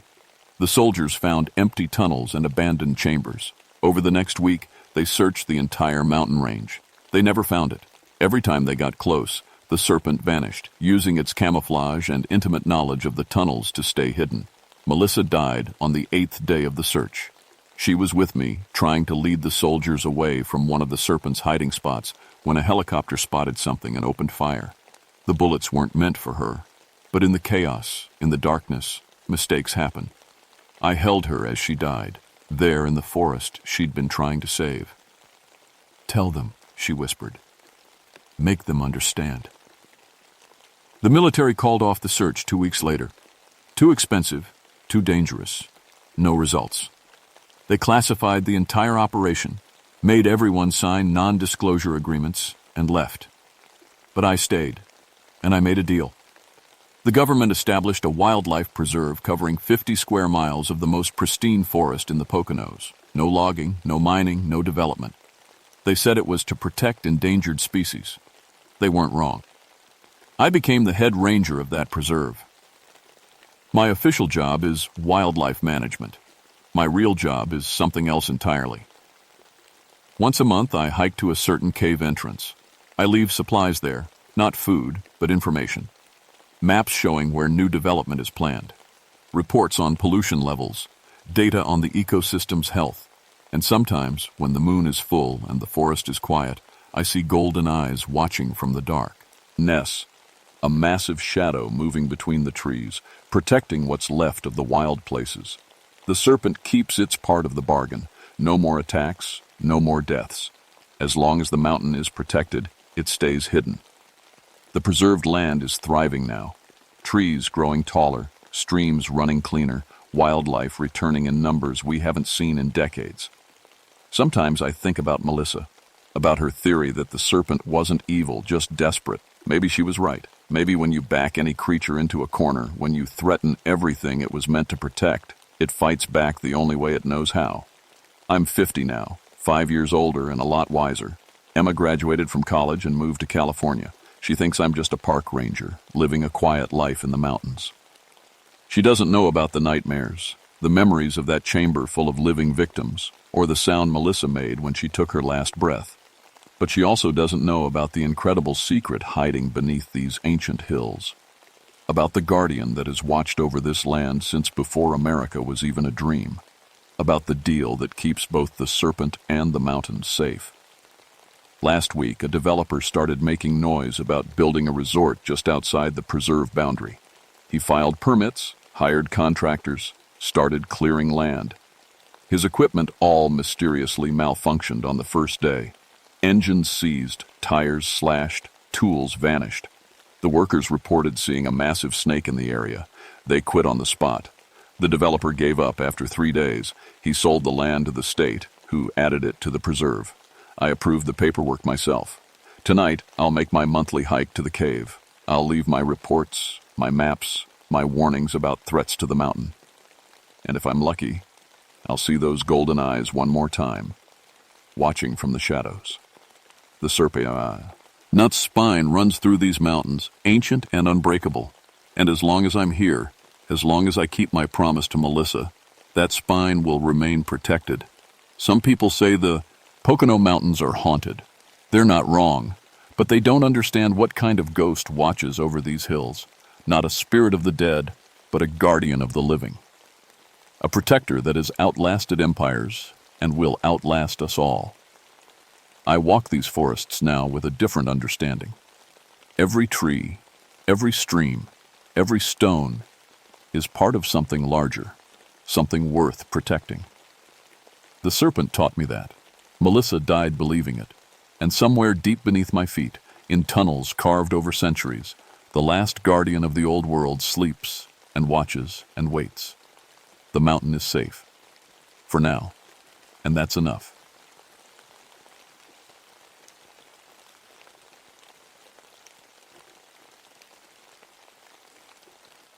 My name is Samuel Ironwood, and I've been a park ranger for 22 years. Most folks call me Sam. I've seen bears attack campers, found bodies at the bottom of cliffs, and pulled drunk kids out of caves. But nothing prepared me for what happened in the Cumberland Mountains that autumn. I was 49 then, working alone most days. My wife Jenny had been gone 3 years by that point, killed by a drunk driver who'd been drinking bootleg whiskey. Made me hate the stuff even more than I already did. Never touched a drop in my life, and after Jenny died, I made sure to bust every illegal still I could find. The call came in on a Tuesday morning.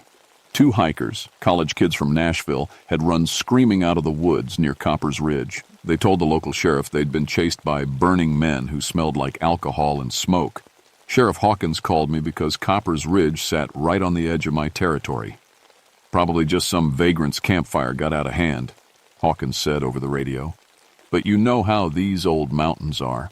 Lots of stories. I knew the stories. Every ranger did. The Cumberland Mountains were full of old moonshine operations from the 1920s. During Prohibition, these hills crawled with illegal stills. The government raided them hard, and a lot of people died. Old-timers still whispered about ghosts haunting the abandoned sites. But I didn't believe in ghosts. 22 years in these woods taught me that strange sounds were just wind through rocks, and moving shadows were just deer or bears.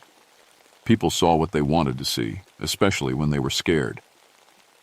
I loaded my truck with extra water and my emergency kit. The drive to Copper's Ridge took 40 minutes on winding mountain roads, pine trees pressed close on both sides, their branches scratching against my windows. The air smelled like autumn leaves and something else. Something sharp and chemical. The trail where the hikers had been walking was easy to follow. Their footprints showed in the soft dirt, and I could see where they'd started running. But there were other prints, too. Boot prints that looked old-fashioned, with smooth soles instead of modern treads. They led deeper into the woods, toward a part of the mountain I rarely visited. I followed them for about a mile. The trees got thicker, and the air got colder. That chemical smell got stronger, too. It reminded me of cleaning fluid, but sweeter. I'd smelled it before, years ago, when I was training to be a ranger. It was the smell of moonshine. The trail led to a clearing I'd never seen before. In the center sat a collection of copper pots, tubes, and barrels that looked like they belonged in a museum. It was a complete moonshine operation, but everything was too clean, too perfect. Metal that should have been rusted was shiny. Wood that should have been rotted was solid. That's when I heard the voices. "Pass me that jar, Cooter." "Fire's burning too hot, boss." "Don't matter none. This batch gonna be perfect." I crouched behind a tree and looked closer. 3 men moved around the still, but something was wrong with them. They looked like old photographs come to life, black and white, slightly fuzzy around the edges. Their clothes were from the 1920s, suspenders, work shirts, and caps pulled low over their faces. The strangest thing was that they didn't notice me. They worked like they'd been doing it every day for 30 years, filling jars with clear liquid that glowed with its own light. When one of them held a jar up to check it, I could see right through his hand. I blinked hard and looked again. They were still there, still working, still talking in voices that sounded like they came from underwater. One of them walked right through a tree trunk like it wasn't there. My hands shook as I reached for my radio, but when I pressed the button, all I got was static. The needle on my compass spun in circles. Even my watch had stopped. I backed away, slowly, trying not to make any noise. A stick cracked under my foot, and all three men turned toward me at once. Their faces were burned and twisted, with empty holes where their eyes should have been.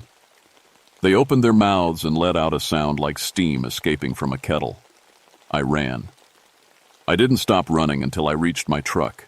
My hands shook so bad I could barely get the key in the ignition. I drove straight to the ranger station and sat in my office for an hour, trying to make sense of what I'd seen. There had to be a logical explanation. Maybe someone was playing a prank with special effects. Maybe I'd breathed in some kind of gas that made me hallucinate. Maybe I was losing my mind. But I couldn't forget those faces, or the way they'd looked right at me. The next morning, I called the county library and asked them to pull any old records about Copper's Ridge. What I found made my blood run cold. In 1923, government agents had raided a moonshine operation in that exact spot. The moonshiners, led by a man called Copper Morrison, had refused to surrender. In the fight that followed, someone shot a lantern near the still. The explosion killed all 5 moonshiners instantly and started a forest fire that burned for 3 days. The newspaper article included a photograph of Copper Morrison. He was the man I'd seen holding up the jar. I knew I should report what I'd found, but who would believe me? Instead, I decided to go back. This time, I brought backup. Frank Millstone was 26 years old and fresh out of ranger training. He was eager to prove himself, which made him perfect for what I had in mind. I told him we were investigating reports of illegal moonshine activity. I didn't mention the ghosts. We hiked to Copper's Ridge early on Thursday morning. The chemical smell was stronger now, and I could hear the sound of bubbling liquid even before we reached the clearing. But when we got there, the still was empty and cold. "Doesn't look like anyone's been here for years," Frank said, kicking at the copper pipes. "Are you sure this is the right place?" I was about to answer when we heard the voices again. "Well, looky here. We got visitors. Don't look like revenuers to me. Don't matter. They seen too much." The ghosts materialized around us like smoke becoming solid. Copperjack stood directly in front of Frank, who was staring right through him. Frank couldn't see them at all. "Frank," I whispered, "we need to leave. Now." But Frank was fascinated by the still. He picked up one of the jars and held it up to the light. It was full of the glowing moonshine, though it had been empty a second before. "Hey, Sam, look at this. It's still warm, and it's glowing like it's got lights in it." "Put it down," I shouted, but it was too late. Frank tipped the jar to his lips and took a long drink. The liquid went down his throat like liquid fire, lighting him up from the inside. His eyes rolled back in his head, and he started to shake. When he looked at me again, his face had changed. His eyes were older, colder, and when he smiled, I saw gold teeth that hadn't been there before. "Well, well," he said in a voice that wasn't his own. "Been a long time since I had me a body to work with." Frank, or whoever was controlling him now, straightened up and looked around the clearing like he owned it. He moved differently, with the swagger of a man who'd never backed down from a fight. "Name's Copper Morrison," he said, tipping an invisible hat. "Pleased to make your acquaintance, Ranger Man." The other ghosts had become more solid, too. I could see them clearly now. 3 men in work clothes, all bearing the scars of the explosion that had killed them. They watched me with interest, like cats watching a mouse. "Frank," I said, trying to keep my voice steady, Frank, I know you're in there. You need to fight this. Copper Jack laughed with Frank's mouth. Boy ain't home right now, but don't you worry none. I'll take good care of his body. He picked up an antique pistol that materialized in his hand, an old Colt revolver from the 1920s. I'd seen one just like it in the museum. You know, Copper Jack said, checking the cylinder, we've been making shine on this mountain for 33 years now. Never had no trouble till you rangers started sniffing around. You've been dead for 33 years, I said. The raid, the explosion. I read about it. Dead? Copper Jack spit into the dirt. Do I look dead to you? We just been waiting is all. Waiting to finish our work. One of the other ghosts, a thin man with a burned face, stepped forward. Boss, we can't let him leave. He knows too much. I know that, Cooter, Copper Jack said. Question is, what we gonna do about it? I slowly reached for my radio, but my hand passed right through it. The ghost's presence was affecting everything electronic around me. I was on my own. See, Ranger Man, Copper Jack continued, we got us a business to run. Folks in town, they pay good money for our special brew. Makes them feel things they ain't never felt before. Shows them things they ain't never seen. What kind of things? I asked, though I wasn't sure I wanted to know. Memories, said the third ghost, a heavy-set man with a beard. Other people's memories. Drink enough of our shine and you can live their whole life in one night. That explained the college kids' terror. They'd probably seen flashes of the moonshiners' violent deaths, felt the pain of burning alive. Problem is, Copper Jack said, we need living folks to help us distribute the product. Can't very well walk into town ourselves, looking like we do. He gestured at his burned face, and I understood. They were using living people as dealers, possessing them to sell supernatural moonshine to unsuspecting customers. How many? I asked. Oh, dozen or so regular C customers in 3 counties. They don't know what they're drinking, course. Think it's just really good Mountain Dew. Copper Jack's gold teeth gleamed. But you're going to be something special.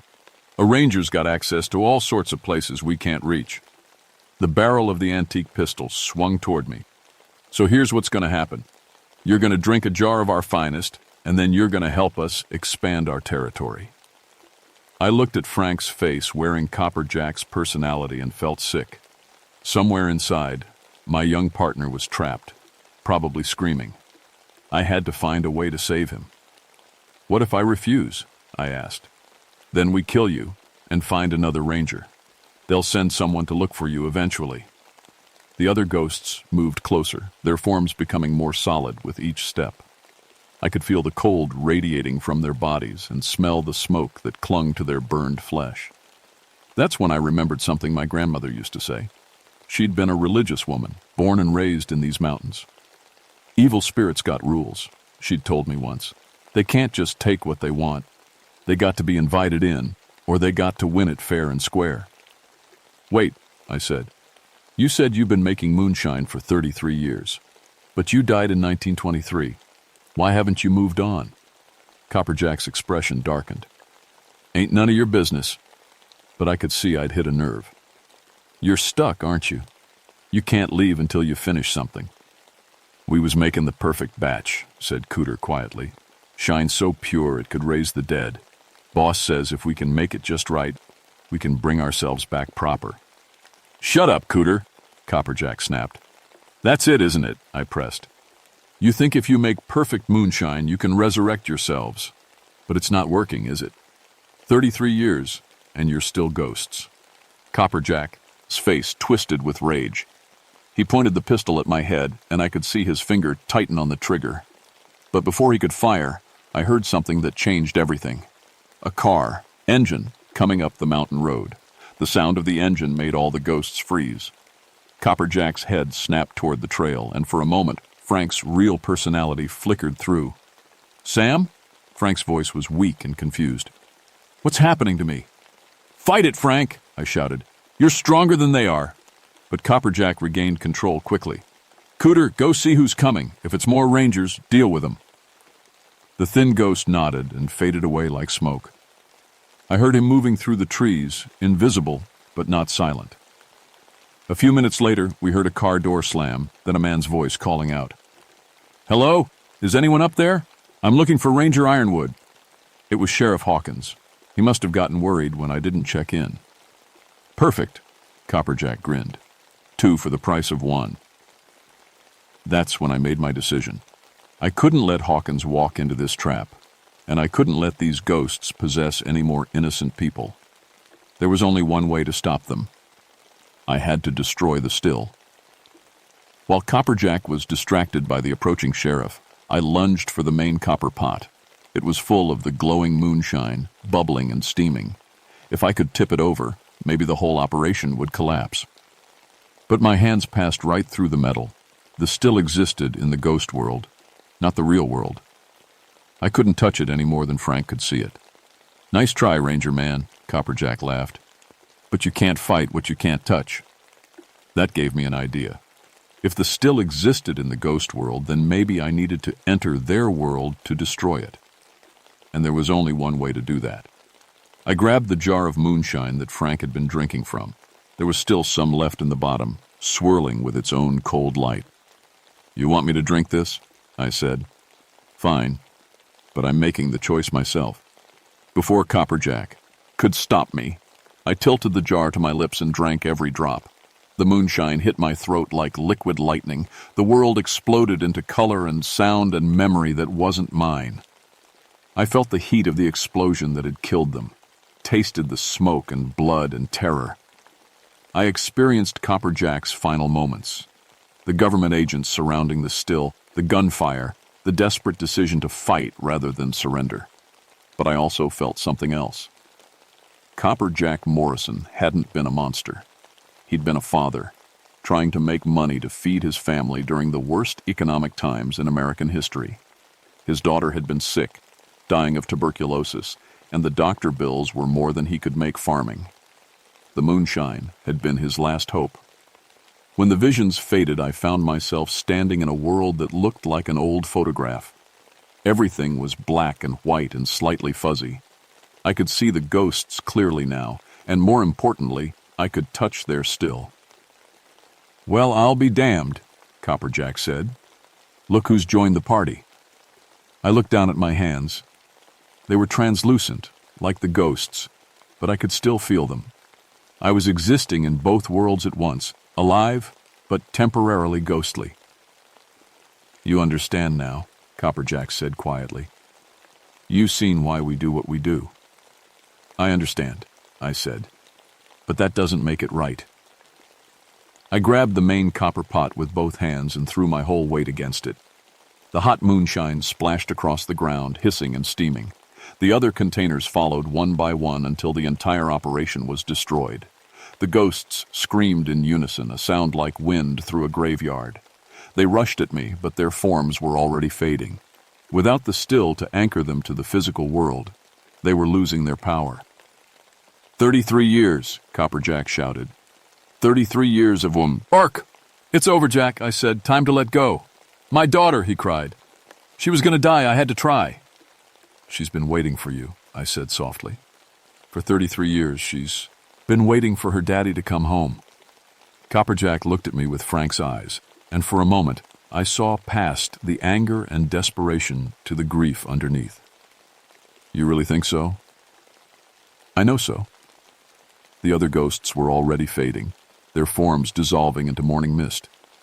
Cooter raised his hand in a final salute before disappearing completely. The bearded man just smiled and walked away into the trees, growing more transparent with each step until he was gone. Copperjack was the last to go. He looked around the clearing one final time, then back at me. "Take care of the boy," he said. "He's got a good heart." "I will." Frank's body crumpled to the ground as Copperjack's spirit rose from it like smoke. For just a moment, I could see the ghost clearly, not burned and twisted, but as he'd been in life. A young father with calloused hands and kind eyes. Then he was gone, and the supernatural moonshine was already evaporating in the morning sun. Frank woke up 20 minutes later with the worst hangover of his life and no memory of being possessed. I helped him back to the truck, telling him he'd had a reaction to some kind of gas leak from the old still. Sheriff Hawkins met us at the bottom of the trail. He'd heard the explosion from the road, probably the sound of the supernatural still being destroyed. I filed a report about cleaning up old moonshine equipment and dangerous chemical residue. Nobody questioned it. Frank requested a transfer to a desk job in Nashville 2 weeks later. He never said why, but sometimes I caught him staring at the mountains with a haunted look in his eyes. The moonshine might have evaporated, but the memories it had shown him were permanent. I did some research after that and found out that Copper Jack Morrison's daughter had died 3 days after the raid, alone in a charity hospital. The family was buried together in a small cemetery outside town. I made sure someone put flowers on their graves.